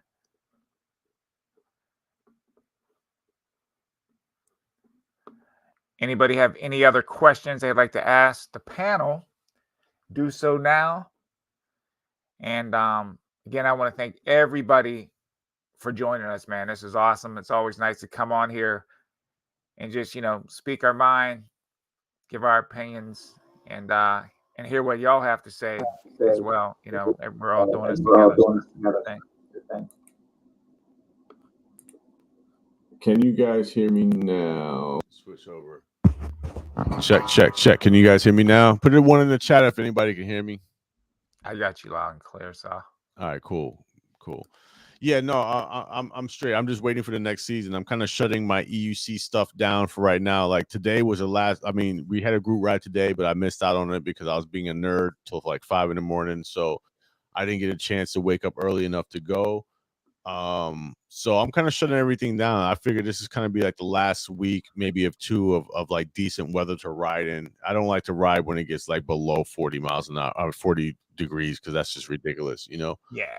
So I'm going to shut everything down and you know, put my wheels up, get them, you know, ready for the next couple of months, and then like I said, once April comes around, grabbing the Master Pro, and I'm going to try to travel as much as I can because I didn't do any traveling this summer.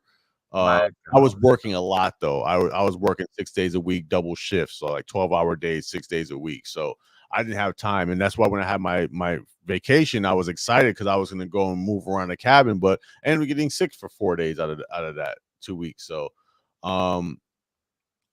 you know, for just batten down the hatches, watching videos all winter until you know it's time to unleash the beast, so to speak. You know, Right. No, I mean that makes sense. We'll plan a group ride with Kat soon as she gets back to the East Coast, so we'll do that. That's for sure. For sure. That's for sure. We got to ride with Kat. I'll still ride. I'll still put up videos. You know, I'm not gonna put up as many as I've been putting up, but I'll definitely make sure to put at least 2 full videos, and I'll do some shorts. More gear. I have some gear that I want to go over, show people stuff. There we go. But I'm gonna shut it down. Yay! A little bit. There we go. She's back. Fantastic. Yay! But yeah, dude. So I will shut it down, depending on the weather. If it's snow, no. But if it's clear and cold, I'll ride. I mean, you're lucky. You're in New Jersey, so I mean, the amount of snow you guys are gonna get is trivial in comparison. Like, hopefully, we have a mild winter. Like, that's what I'm hoping for. Because I mean, right now the weather has been decent. Like 45 degrees is not bad at all. You know, I'm just kind of like planning for the worst. Granted, if we have an extended fall, that'll be great. I'll still be riding. But it's been harder for me to get out, film videos, do, you know, YouTube content and all that stuff. So I really have fallen back, and I'll try to like find a way to kind of like negate that by like making shorts or anything. But I don't have the time. There's so like I spent literally 6 hours last night downloading files for video editing. You know what I mean? So right. So it's just really finding the time to do a lot of this stuff. You know, so this winter I'm going to be, you know, doing more, you know, music. I'll try. I mean, if I can, I'll just post nonsense on my YouTube at this point. But it just went from like I was getting decent views, like 1,000 views, 1,500 views, and like now I'm down to like getting like 100 views, and I'm just like I don't even want to post nothing. I don't even look at my views anymore. I just put it up there, and whatever it does. I only look at the views based on how good the content is. The views represent how people receive the content, how well. It's not about like, oh, you know, I think I'm popular this week. It's just like, it's just for me, I could tell like what videos really perform well and what made them perform well. Like my suspension, like I'm going back to suspension wheel video. That's one of my highest performing videos, and because it was so engaging for the audience. So I would like to do more videos like that. I just don't have the time to do that. You know what I mean? Or you know, that's. It sucks because I like making YouTube videos. I like editing videos, but just having the time to put all that together, it's just I don't have it right now. Yeah, it's really tough. Let me give a good shout out to CJ. Thank you. What's up, brother? Thanks for joining us, CJ. CJ's in here? Yeah, I just popped this comment up. CJ, you are the man. I still love my V11. Thank you very much. Yeah, CJ, you're the man. You're the man. Please, if you have not already, go sub to his channel, sub to Kat's channel. Kat, what is your channel? Well, right now I just have Instagram, Speedykitty94. Yeah. I'm working on doing the YouTube thing, but my unicycle's down right now. I'll put your IG link when this video posts up. I'll put it on there. Go ahead and put your IG link and everything. Yeah, I got plenty of content there. All my door dashing, you know, rides and everything. My trail rides. I even went to San Francisco. There's like a video of me going in a tunnel 40 miles an hour. Pretty awesome shit. 56K on a short, dude. I think all my shorts added together aren't even 56K. Right, exactly. What short was that, CJ? Yeah, dude, I don't know, man. I haven't cracked the algorithm. They call it algorithm. Not that popular with the people, I guess, but Well, I'm not even focused on that.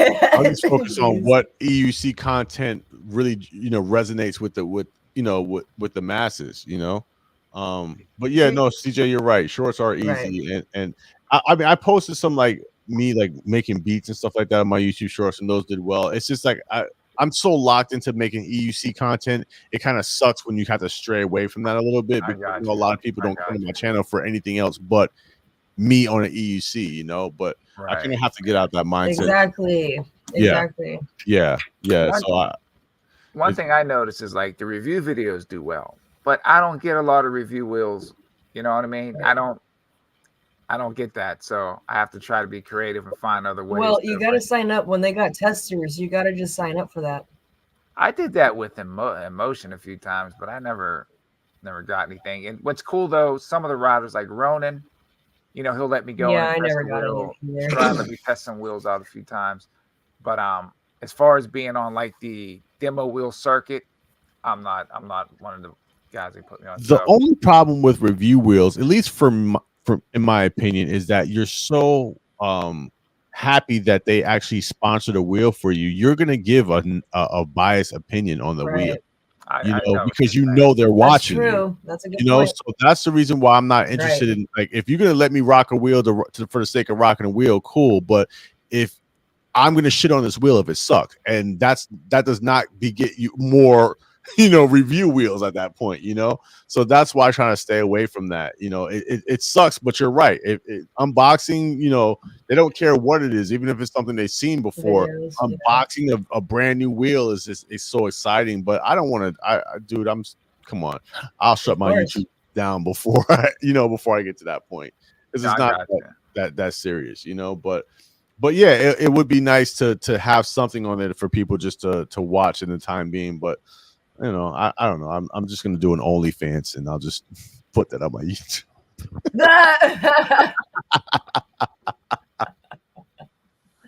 Jeez. Unicycles naked against your will on OnlyFans on YouTube. Dude, what's funny that you said You're that. out of control. Nothing's funny about what I just said, so that's a segue. It is, by the way. It is. I'm gonna tell you why. It was very predatory of what I was just saying, but go ahead. I'm gonna have to clean up the mess you just made. Thank you, sir.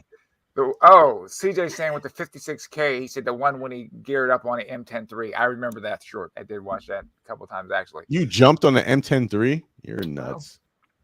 He came out of his garage. Impressive. Yeah, he geared up and he came out his garage, like his workshop garage on his M10-3. I remember that one. Oh, okay. But what I was going to say, I just lost my train of thought. Oh, my highest viewing video on my channel, last time I checked, it was like 150-something thousand views. And I did it as a joke. I went bowling, right? Oh, naked bowling. Yes. Naked bowling but that's because cardio. Dog, you said naked bowling in the title. Of course. Dude, and I'm like, first I'm laughing. I'm like, who wants to see naked bowling? But okay. Yeah. Somebody's wants to look at that stuff, and I'm like, obviously somebody wants to see Mandingo beef on the bowling lanes. I'm like, good golly, man. I'm like, that was a joke, and people, but after they see me bowling, it's like their attention span's only for like 5 seconds. Oh man, he tricked us. Yeah, okay, whatever. Yeah.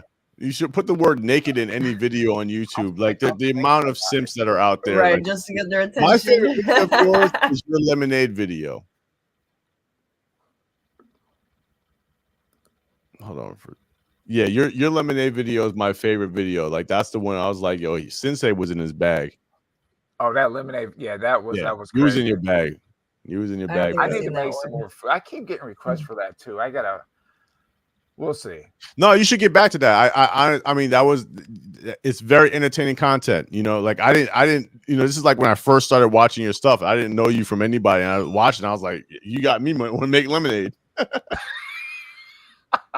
No, That's I don't funny. even, honestly, CJ, I don't even know why he titled it Naked Bowling, because there's nothing naked about nothing. Not at all. He's just bowling, but Bowling. yeah, he's just bowling. But That's funny. yeah, no, I mean the thumbnails and the titles, those are what gets those YouTube views going. It's crazy. That's right. It's That's crazy. right. Even if it's not true. What did Wait, what are you talking about, Dale? Whose porn is on Reddit? Where's Dale? What? Oh, I know who you're talking about. Never mind. All right, yeah, no, we're gonna leave her alone. We're not gonna do that tonight. We're not doing that tonight. Oh, okay. Yeah. They were. I think some people they wanted me to try to get her to interview on the live stream. I reached out to her, but she never got back. I'm like, Oh, she's too big for you. Exactly, You really think You're Awesome is gonna come to our little channel and like no, she's but not. not even that. Not even. Do you have to imagine what her inbox is like? You know what I mean? So I'm just like, no. So I'm like, you know what? Whatever, man. Where are you driving home from, EUC Journey? And 5 hours is a stretch. That's for 5 hours. We're gonna have to take this over to Oh, Euro. What's up, brother?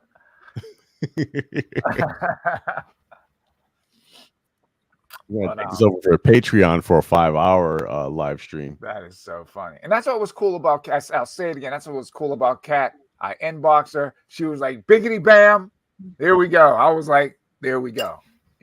So that was awesome. Well, listen, nothing against Thanks. You're Awesome. If I had an OnlyFans, right, and I was trying to promote that as my main source of income, I would be doing the same thing she's doing.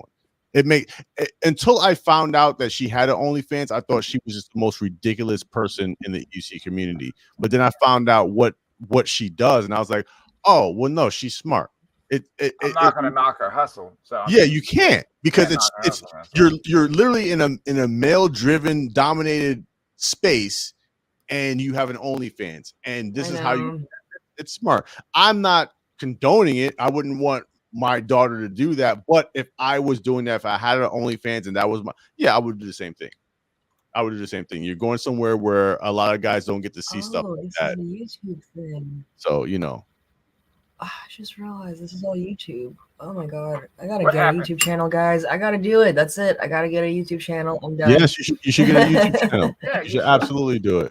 You should. It's I will do it. I'll do it. I got plenty of content to already put on there as is. Like, I'll just have to wait until the weather gets better to do more. Well, like I said, I'm gonna try to invest into doing more shorts, like even if it's not EUC related. Because what's the guy? I forgot my other guy in Australia. I forgot his name. Oh my god! And he does a lot of his content is not even EUC related. He just sits in the park and talks to the camera for like 20 minutes, and people. Who's that? I can't believe I can't remember his name right now.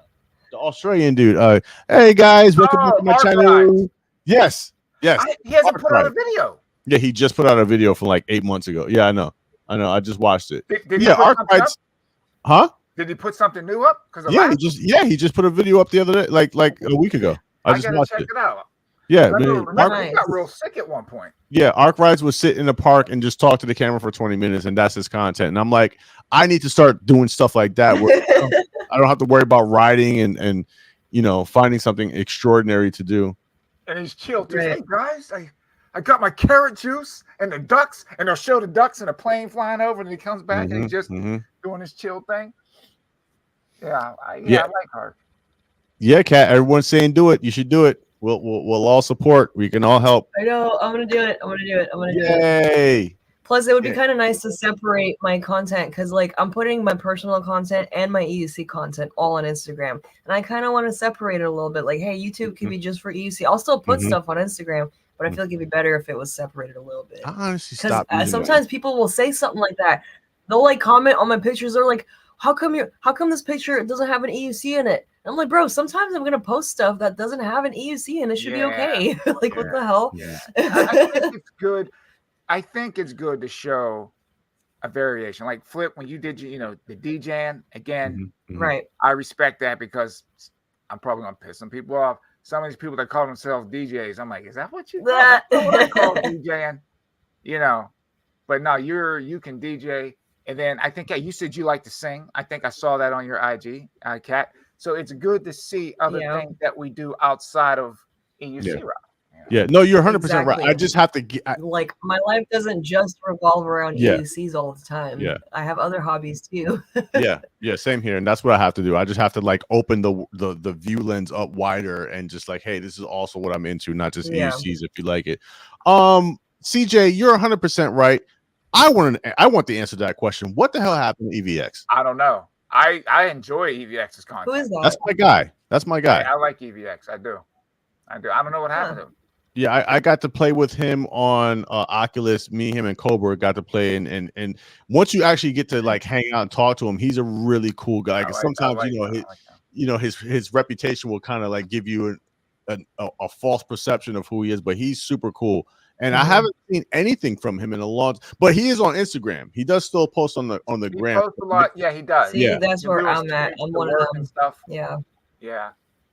Yeah, so I mean, if you don't see him on YouTube, he's definitely still on Instagram. So if you follow him there, you can still catch up with him. Yeah, no, EVX is cool. Yeah, Arkwright, thanks, Dale. Yeah, I don't know why I just had a brain fart. Yeah, because I literally just watched his video 2 days ago. Yeah, because I've been looking. I went in and it was like the last video I saw was like 8 months or 9 months, something like that. And I was like, what happened to this dude, man? Yeah, Dale, I agree with you there too as well. Yeah, I like he like I said, I don't know him Arkwright personally, but yeah, sometimes I do find his videos hard to follow myself, only because I kind of hear things and I'm like, you know, but he's still cool. You know, I like his stuff, and like I said, I just like the fact that he will just go to a park, put his EUC. You won't see his EUC for the entire video, and he's just talking to you, and that's where I have to kind of like get my mind at. Right. I don't know. Right. You don't always have to be on the EUC when you're exactly, Kat. And that's where I have to train my brain to be, because usually I'm just like, you know, I should probably do the same thing. I should do some repair videos since I'm about to repair my unicycle. Maybe that could be one video where I'm not riding and still showing stuff. You know? Yeah. Yeah. When I changed the tire on the Tesla to the knobby tire, I'm still getting people commenting on that video to this day, and that thing's like 2 years old. Yeah. Wow. Yeah. Okay. All right. You guys motivated me. All right. You got it. Do it. We got your back. Heck yeah, man. I also really appreciate you having me on this feed, by the way. Thank you so much for the invite. Oh, man, thanks for stopping by. We had, like I said, we had spoke about this a long time ago about getting. I know we've been trying to make this happen, and I'm sorry, I've been kind of busy with my business and life. Stuff happens when it's supposed to happen. But it says what happened if she rides an EUC. I think she's a Chicago-based rider. If I'm not mistaken, last time I saw her, she was posting stuff on her IG with an M10-4. But I haven't seen any new content on YouTube. I don't know if she's still posting on YouTube though.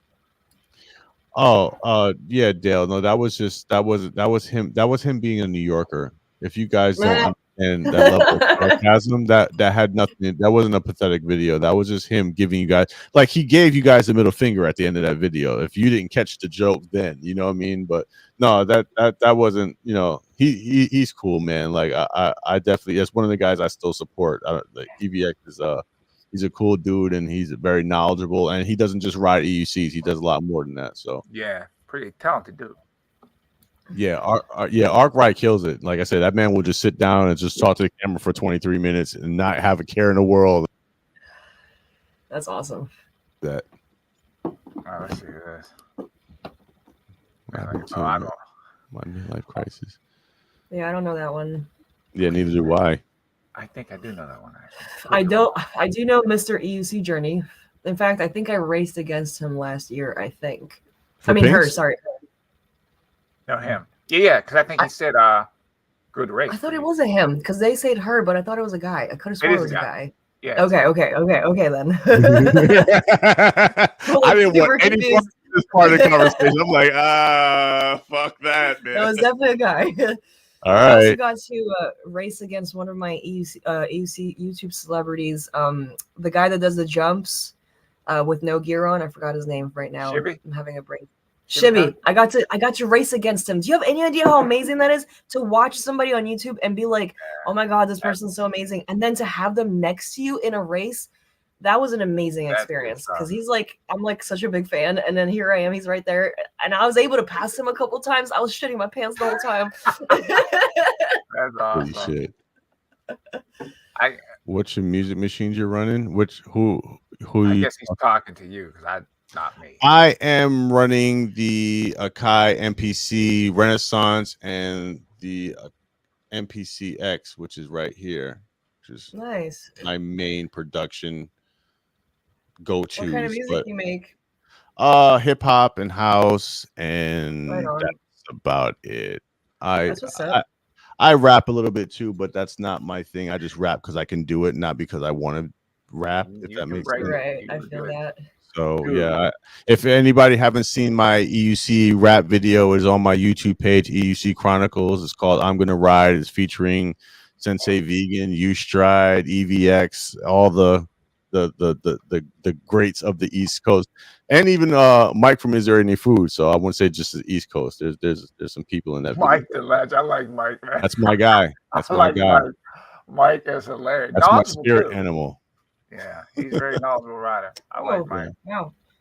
Looks like I got the week off until Wednesday. No work for me. Yay. Nice. Yeah, I was gonna take the rest of the week off, but I'm so, like I said, if I sit in this house anymore, I'm just gonna end up buying more shit that I don't need. So I was like, let me just go back. I feel you And on plus, that.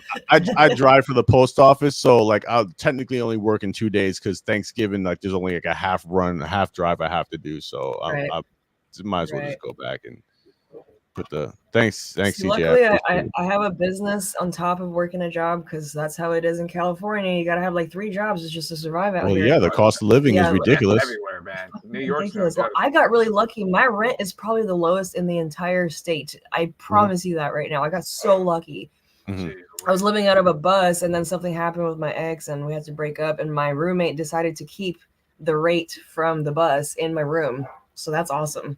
Yeah, Oh, that's dope. That's dope. Yeah, for real. I'm really well. He knows I'm trying to save up for a box truck because I want to work and live out of a box truck. Go to my races in the box truck. Like he's trying to help me out. What's her name? Dawn Champion. No. Yeah, I raced against her. I know her. She just did an RV. She just renovated an Yeah, RV. see, I want to took it live like ABS. that. I want to live like It's that. Jen Fuck yeah. Crusher. Jen Crusher is who I was talking about. I thought she was building a van. That was, I don't know if I know Dawn just finished hers. She took it to ABS. That's awesome. Fuck yeah. Yeah, I don't want a van though. I want a box truck, like a little retired UPS or FedEx truck. You know what I mean? Yeah, I watched a few videos on people on YouTube that like converted their box trucks, and yeah, I've been doing that too for a couple of years now, and I'm motivated now. Like now, I think I'm gonna do it. Listen, it's smart. Listen, we're here cost living as low as you possibly can. You can literally go and do whatever you want to do. You know, exactly. I can't wait. Yeah, Stan, I think by March I'm gonna have it. I'm sorry, Stan. I think it's fact that Extreme Bull's releasing 164 volt. I think that's the GT, the Commander Pro GT. I think. I believe that's it. Stan wants a Winnebago. Yeah, I wanted that too at the beginning, but I lived in a short bus, and it wasn't enough space for me. Like, especially when I put my hair up, my bun be touching the ceiling. It's like, damn, I don't want that. All right, Dale. Thanks for stopping by, man. Appreciate you, brother. Tip the strippers for me, brother. There you go. I don't know if he's still DJing at the strip club, but that's what he was doing a while back, so that's why I was telling you. Yeah, 164 is crazy volt, right? Can you imagine?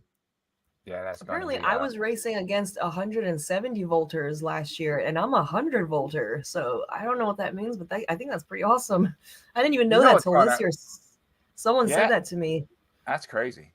I know. I didn't know that. 170 against the 100, and I still came into third. You guys better watch out. Yeah.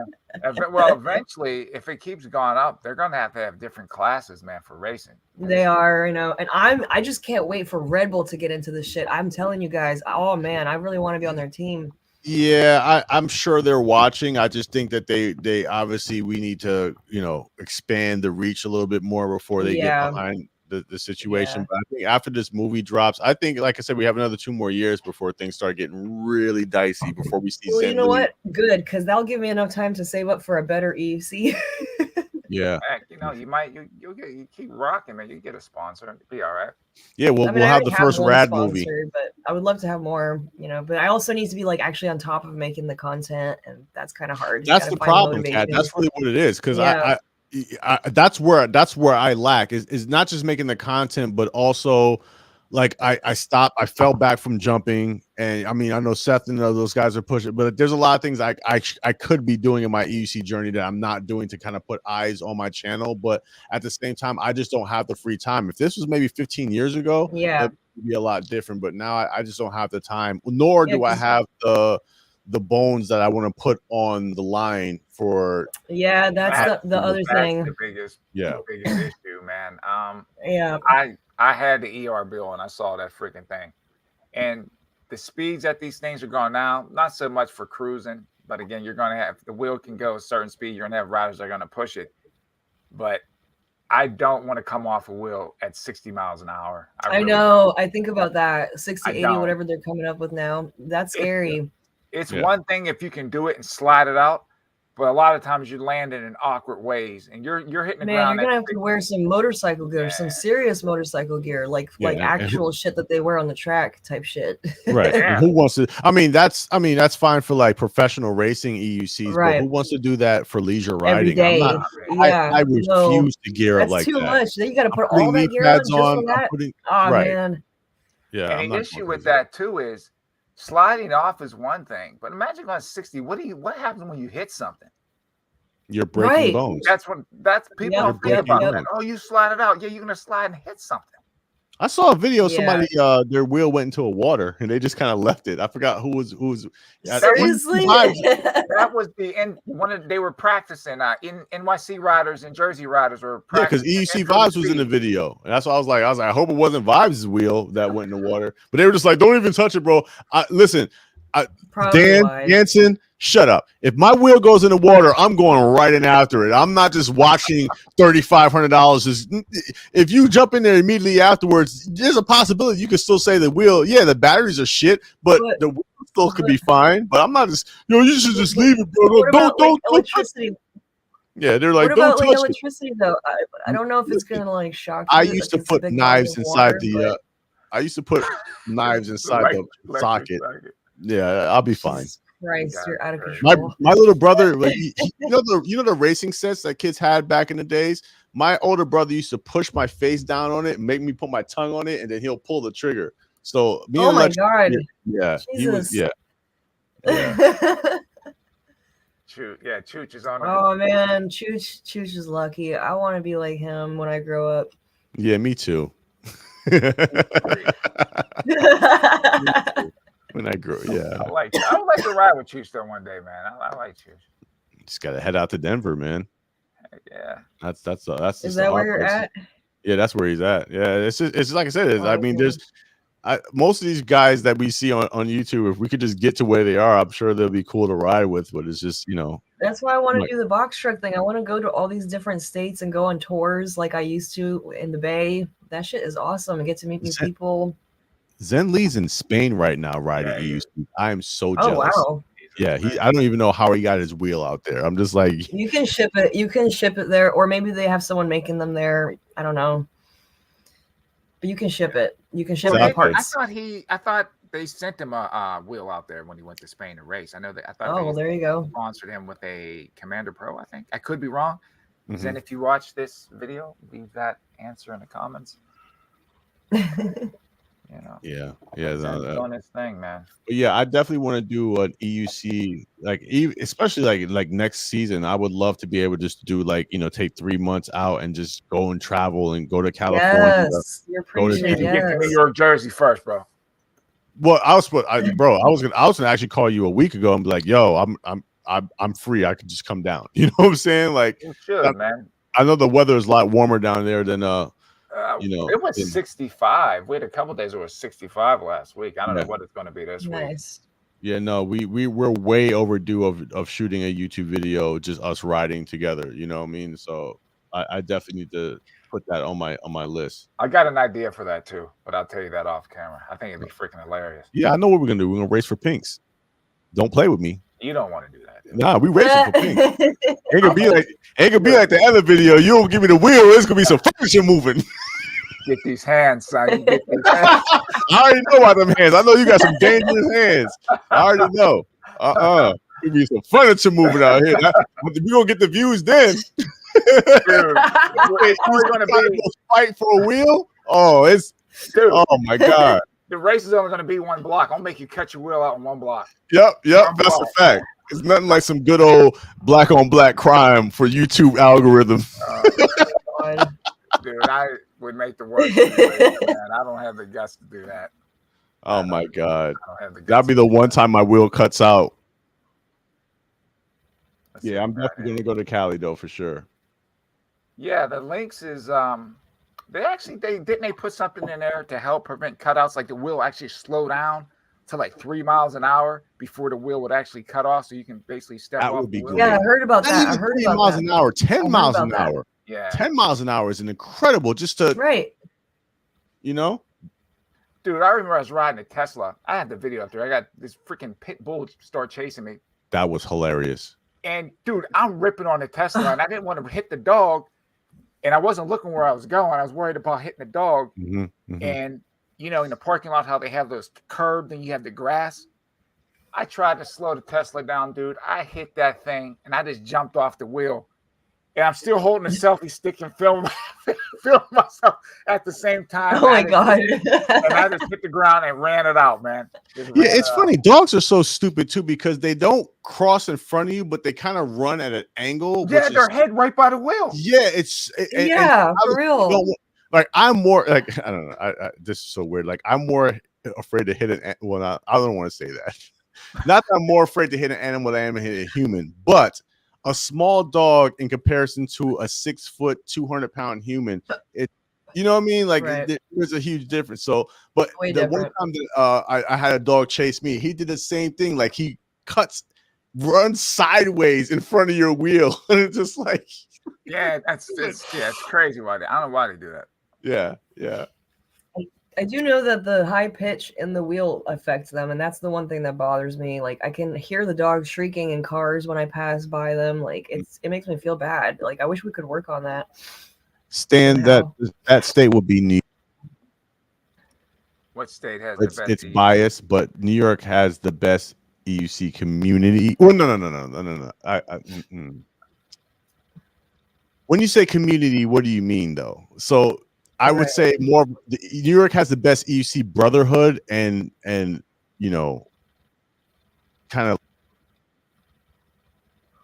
the West Coast probably has the best community because it's more of a family thing. When you watch Marty, you don't have Marty's rides in New York City. You know what I'm saying?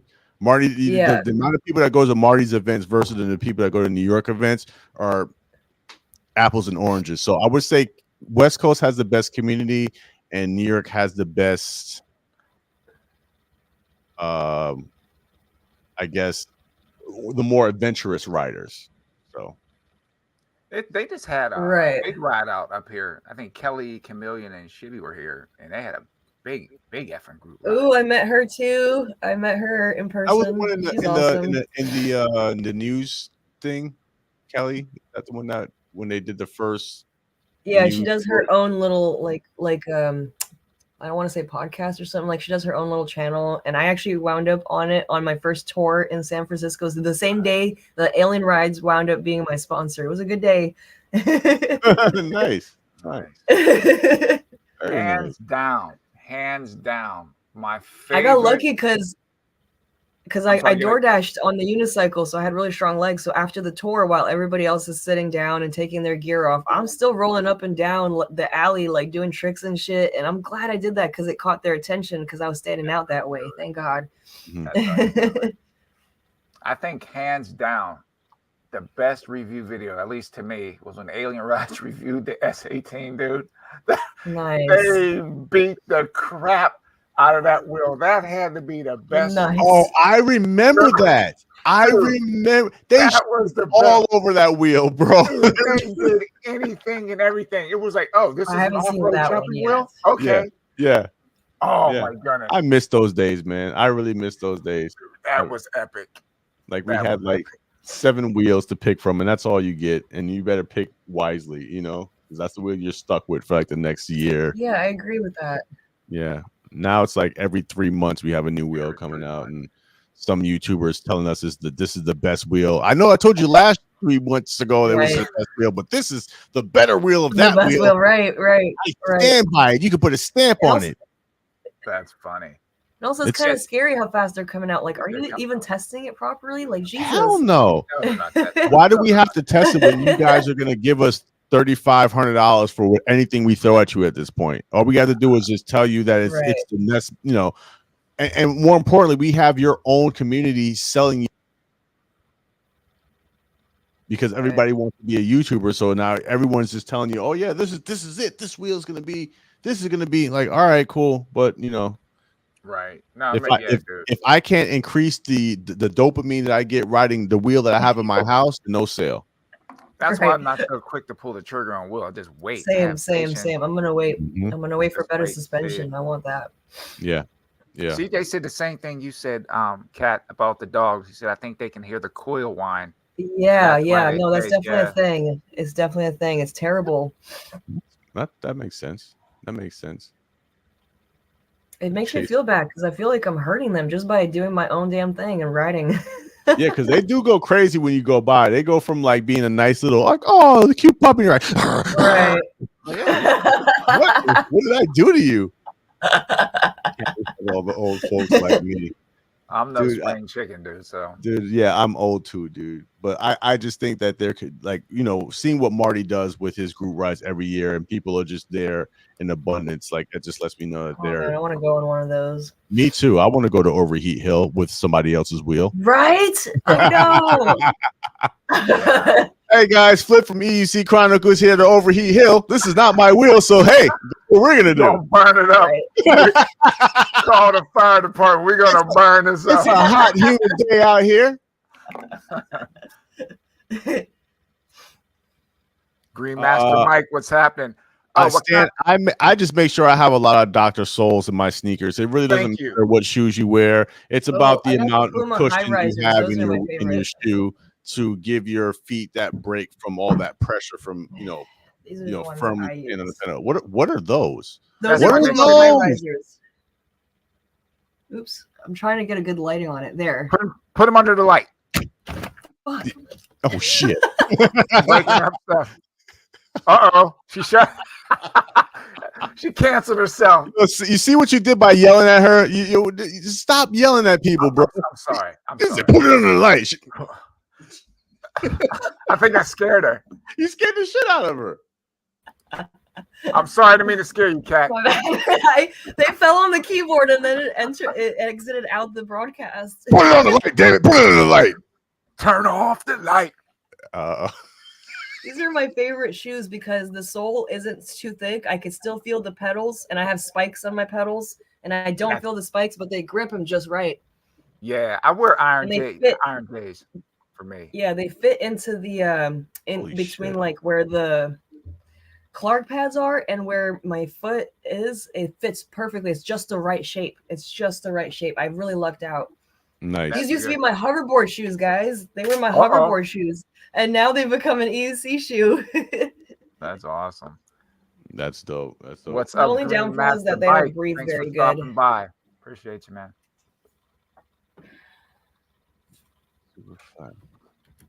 Yeah, I wear the iron. I don't know what they say, Iron G or Iron J. I just call them Iron J's. I have a couple pair of those, and I think for the money, it's a great shoe. You can feel the pedal. Great ankle protection, toe protection, and they're pretty good. Nice. I like one shoes. These are my go-tos. These are always my go-tos when I'm riding. Nice. I have multiple pairs of these, but I always, if I'm going for a long ride, I put extra insoles in them. That's got to. What I do. That's gonna be my next video. Insoles. I'll do that tomorrow. Yeah. I that's all. I mean, for extended rides, 50-mile rides and stuff like that, you want to have as much cushion in there as possibly can to keep the blood flowing to your feet. That is the one thing, the blood flow thing. It's a skill that I actually learned to ride with like one foot kind of up, and then you rotate and do the other one up, but not like lift it off the pedal, just like on your heel, and then you got to ride like that, and then I get blood flow back. Oh, that what makes I do, Cat, as I call it the riding the bike, where while I'm riding, I Oh, rotate. you do the thing. Yeah, Yeah, I know what do you're talking that the about. whole time, so that Mhm. you know you get some release on the from the pressure. But Right. having the extra insoles That's definitely help, at least for for the first 25 miles. Like you're like you don't have to do that, but then on the way back, I notice I do the bike ride to give my feet a break. One time Yeah. I just had to get off the wheel. Like there's that See, too. that's the I other just thing, this get- whole break thing. That's why I don't ride with people in groups. They be taking way too many of these breaks. Why can't we just keep going, man? Are you guys this tired already? Like, seriously? It's called battery anxiety. I Oh my think, Kat, you're gonna God. kill me if I ride with you, man. You're gonna. Don't worry, I Kat. can't take You'll be in good company. I can't do it. You'll be in good company. I got a good sense of humor, so the ride will be fun, though. Nice. So, okay, so George says, here's a great channel for those that like EV repair videos. See M103 Teardown. It is called EV Components Review. Okay. Okay. We'll check it out. Nice. Dude, I watch so many YouTube videos. I'm talking this. Oh my God, you're telling me. Same. I mean, most of the stuff I watch is like EUC. I watch so much stuff, man. It's crazy. Yeah, I'm still a fan of watching trucking videos on my lane. I've watched those too. I love watching trucking videos. I don't care. I just watch modding videos, like people building computers inside of a waffle maker. Like what? Holy You shit! can make a computer inside of a waffle maker? What the fuck? I can't help it, but clickbait all day. Nobody's doing it. All right, I just subscribed to EV Components. Boom. Yeah, I'll do that once I get off. Boom. So Green Master Mike says, I wear Red Wing boots. People laugh, but Yeah, they're same awesome. here. If I open another window, we're fine. Spice thing, man. Yeah, there's not worse when your shoes sort of sit on top of the spikes. That's not fun. You know, I noticed that like when I feel the spikes. Yeah, before I started riding spikes, I didn't have as much foot fatigue as I do with spikes, which is weird. But that's interesting. That's why I threw more. Yeah, that's why I threw more cushion in, because all the times I used to ride, the other way. I mean, granted, maybe I didn't ride for as long, but I can feel the difference when I have spikes under my feet versus when I don't. See, I can't ride without spikes at all at this point. Like, I can't even ride one-legged without them, because then my foot just slips right off, and I can't have that. Yeah, no, I learned that the hard way. I was just being stubborn. I was like, I don't need spikes. And then I got my spike pedals from Seth Johnson, and I was like, oh, huge difference. Huge difference with the spikes. Yeah, I got mine done by my friend No Lunchman. I don't know if you guys know him. Those are the ones you had on the neck. The spikes. Yeah, that he modded it for me. It's actually time to get new ones. I don't even know how they're holding together at this point. There's like chunks just missing. Pedal scraping all day, man. I have the most important pedals if you want them. Yeah, spike pedals. Yeah. Okay, maybe I might buy some from free you or motion. something. They're green, but they're just sitting there. Nice. Yeah. The most important upgrade I did, Stan, was the Clark pads. And again, that's something I was being completely stubborn about, because I didn't think it was. You need those. You need those. Yeah. I just thought that paying $150 for some pads was just whatever, until I got them, and I was like, oh, okay, I get it. Yeah. I'm gonna go off the beaten path, and I'm gonna say the tire. Yeah. Tire. Think of how many of these EUCs coming out now. I was watching a review, and it's like, oh man, I got the CST. Tire makes a huge difference, man. Huge. It really does. No, it does. It absolutely does. Yeah, You're right. Huge difference. Only reason I say it wouldn't be the most important, because I only changed 2 tires in my lifetime. It's like swap from what the original tire was to something different. Yeah. But pads are on everything I ride.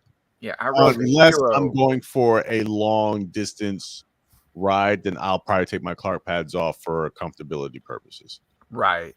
I rode that Hero with that CST tire on it, and that thing was just, you go to turn, it would just flop you over, man. That's gross. Yeah, not fun. No way. Not fun. Yeah, knobby tires is where it's at, period. Hell yeah. I honestly love, if I had my choice, I would ride knobby all the time, but you lose so much range with knobbies. So I get why. And now that I have a Michelin tire on my EXN, Oh my You got a God. Michelin tire? You can do that on a UC? Yeah, yeah. Wow. And it is Holy shit. disgustingly smooth. But Oh my God, I need miss that. I like the knobby gives you all terrain, and I like riding all terrain versus Right. then specifically for street tire. But that Michelin tire is worth every penny. If you do, ever want to try one, it is definitely worth it. Hell yeah. Minimal or maximum protection. Like Minimal the protection. Michelin, man. Minimal protection. I don't gear up for anything. From the time I started riding EUCs, I never thought gear was but that's just for me. I understand the importance. I understand the whole reason why. God forbid, like the cat was saying, you have a seizure on your EUC with no helmet on. It's your teeth are gone. God forget knows about what's going on. But I don't feel comfortable riding on an EUC. If I'm going to put all that gear on, I'm going to buy me a Ducati. I'm not going to ride an EUC, and that's no disrespect. Really? All that fucking gear on, I'm going to be doing a buck 80. I do understand that, though. Yeah, it's a bit 40 miles much. an hour. You know what I mean? Like, I can take a 40-mile-an-hour crash. I don't want to. My body doesn't want to, but I can handle it. I've done it before, and it's not that bad. Same here. Here. It's a hell of a road rash. You're gonna feel like shit for the next couple of weeks, but you'll will be fine. survive. Right, especially if you know how to fall and you know how to keep your head from smashing against the concrete. That's the most important. Lift up your head, guys, when you fucking wreck. I will sacrifice my hands, my elbows, everything to protect my face, and I'm prepared to do that. If I have to break an arm to make sure that I don't smash my face against your windshield, that's just what I'm gonna have to do. But yeah, exactly. I do not like riding with a lot of gear on. It just takes away the fun for me. Let me close this window, man. It sounds like the Wizard of Oz out there. Let me say. And you were there too.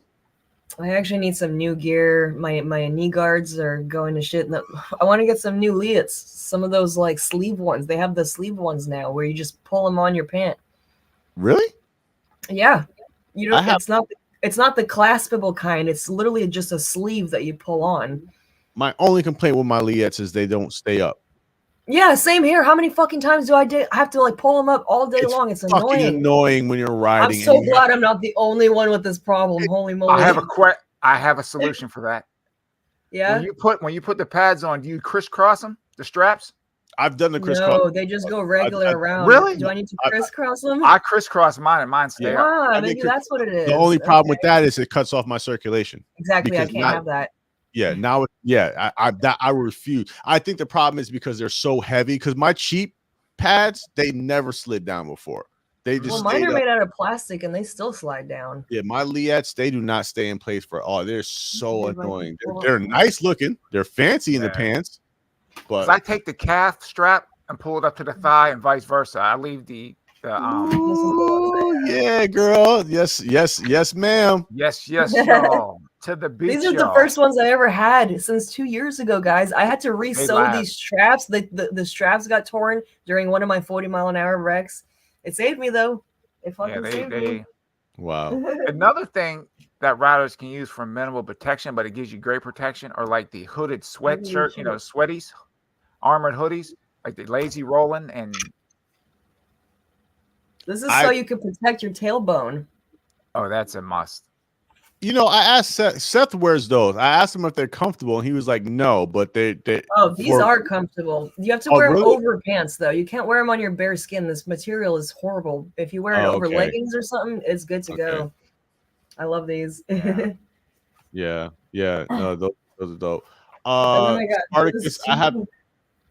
What's that? Oh, you got your whole setup right there. Damn right. Like it has elbow protection right in here. It's got the back is all like flexible, but it's also that's nice. I would wear something like that. I could wear something like that. That's nice. Shoulders and elbows. It's all in one. You just have to put it on. It's so comfy. And then if you go riding, you look like you're like from the Matrix or something, or like Tron. I've had people tell me I look like Tron. You look like Street Hawk. I'm dating myself. Yes. Spartacus, I have the Shinko 244, and yes, you are 100% right. That's what's on my MSX, and that's one of the reasons why I love my MSX so much. That thing is a fucking monster with that tire on. There's nothing I'm afraid of. I don't care if I'm riding from road, dirt, mud. I don't care what it is. That tire eats it up. What? This is an armored shirt. Oh, really? Oh, got you. Oh, that's tight. You can't even tell what's up. See, I like that. Yeah, I had That no idea. incognito shit. I like that shit. That's nice. I've had motorcyclists be like, "Do you guys realize how stupid you look? You're supposed to wear clothes over your gear." And I'm like, "What? Since when? I've never wore gear under my clothes. I always wear them over. Like, that's new to me. I guess Right. maybe that's the way they roll." I mean, yeah, it makes sense for them because they don't want anybody to know. Like, I'm putting, you know, I want to be careful, but at the same time, it look cool. They got pants with knee guards nowadays too, and I've seen some of my friends mod their own clothing to fit it in there. I'm a Max Scare guy dressed for the slide. Yeah, I'm I dressed go to for the the bathroom. slide. I'll be right back. I'm just. Can you still hear me? Yeah. Okay, I can't. I think I hit it with the shirt. Yeah, my bad. Yeah, no, I crossed the strap. That's the first thing I did when I started, you know, watching them slip down when I rode. I crossed the bottom straps, but it's just way too tight on my calf, and they still slide down. I don't know if it's the type of pants I wear or what I'm doing, but they're just heavy. You know, they're a lot heavier than my other knee guards, and you know, I'm just kind of used to it at this point. I don't know what to do. When I first started riding, I used to wear my pads underneath my clothes. A lot of people didn't think I had gear on, but I used to wear my stuff underneath. Yeah, I bought that. You're cutting out. Oh yeah. Oh my bad. I forgot the name of the pads, but the ones that when you impact them, they get hard or whatever. Oh, the D30 or something like that. I forgot what they're called, but that's what I would wear under my clothes. You know. So even a lot of times when you guys see me in videos and you see me like not wearing anything, there's elbow pads under under my clothes, but sometimes it's a little annoying to do that. Okay.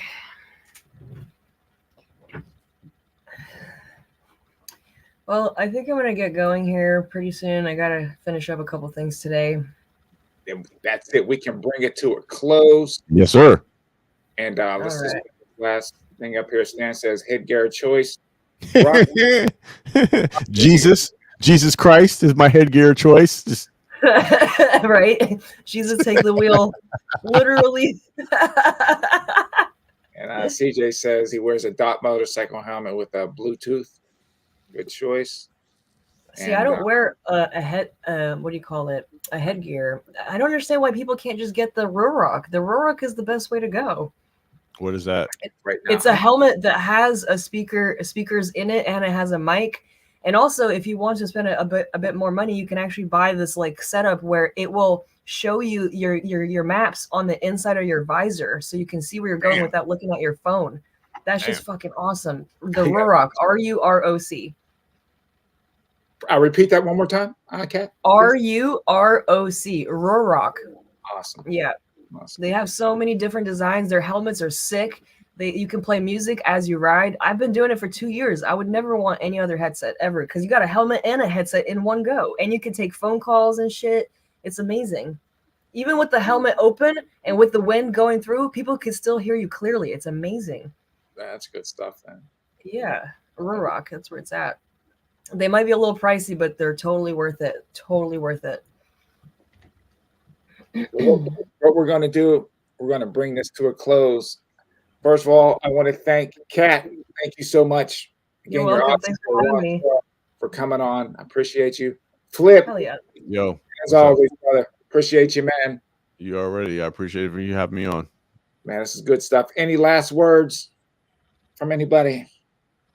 Let me be cliche and say, wear your gear. Wear your gear. Right. Be safe out there. Don't be dumb. Don't hurt anybody. No, I don't have anything. I appreciate you guys. Hell yeah. And I will say, remember, I want to thank each and every one of y'all for joining the show. But remember, you get on your wheel, you ride it like you hate it. You ride it like you hate it. But you be safe out there. Yep. I'm Sensei. Hello. Good night. Bye, guys. Later. Peace.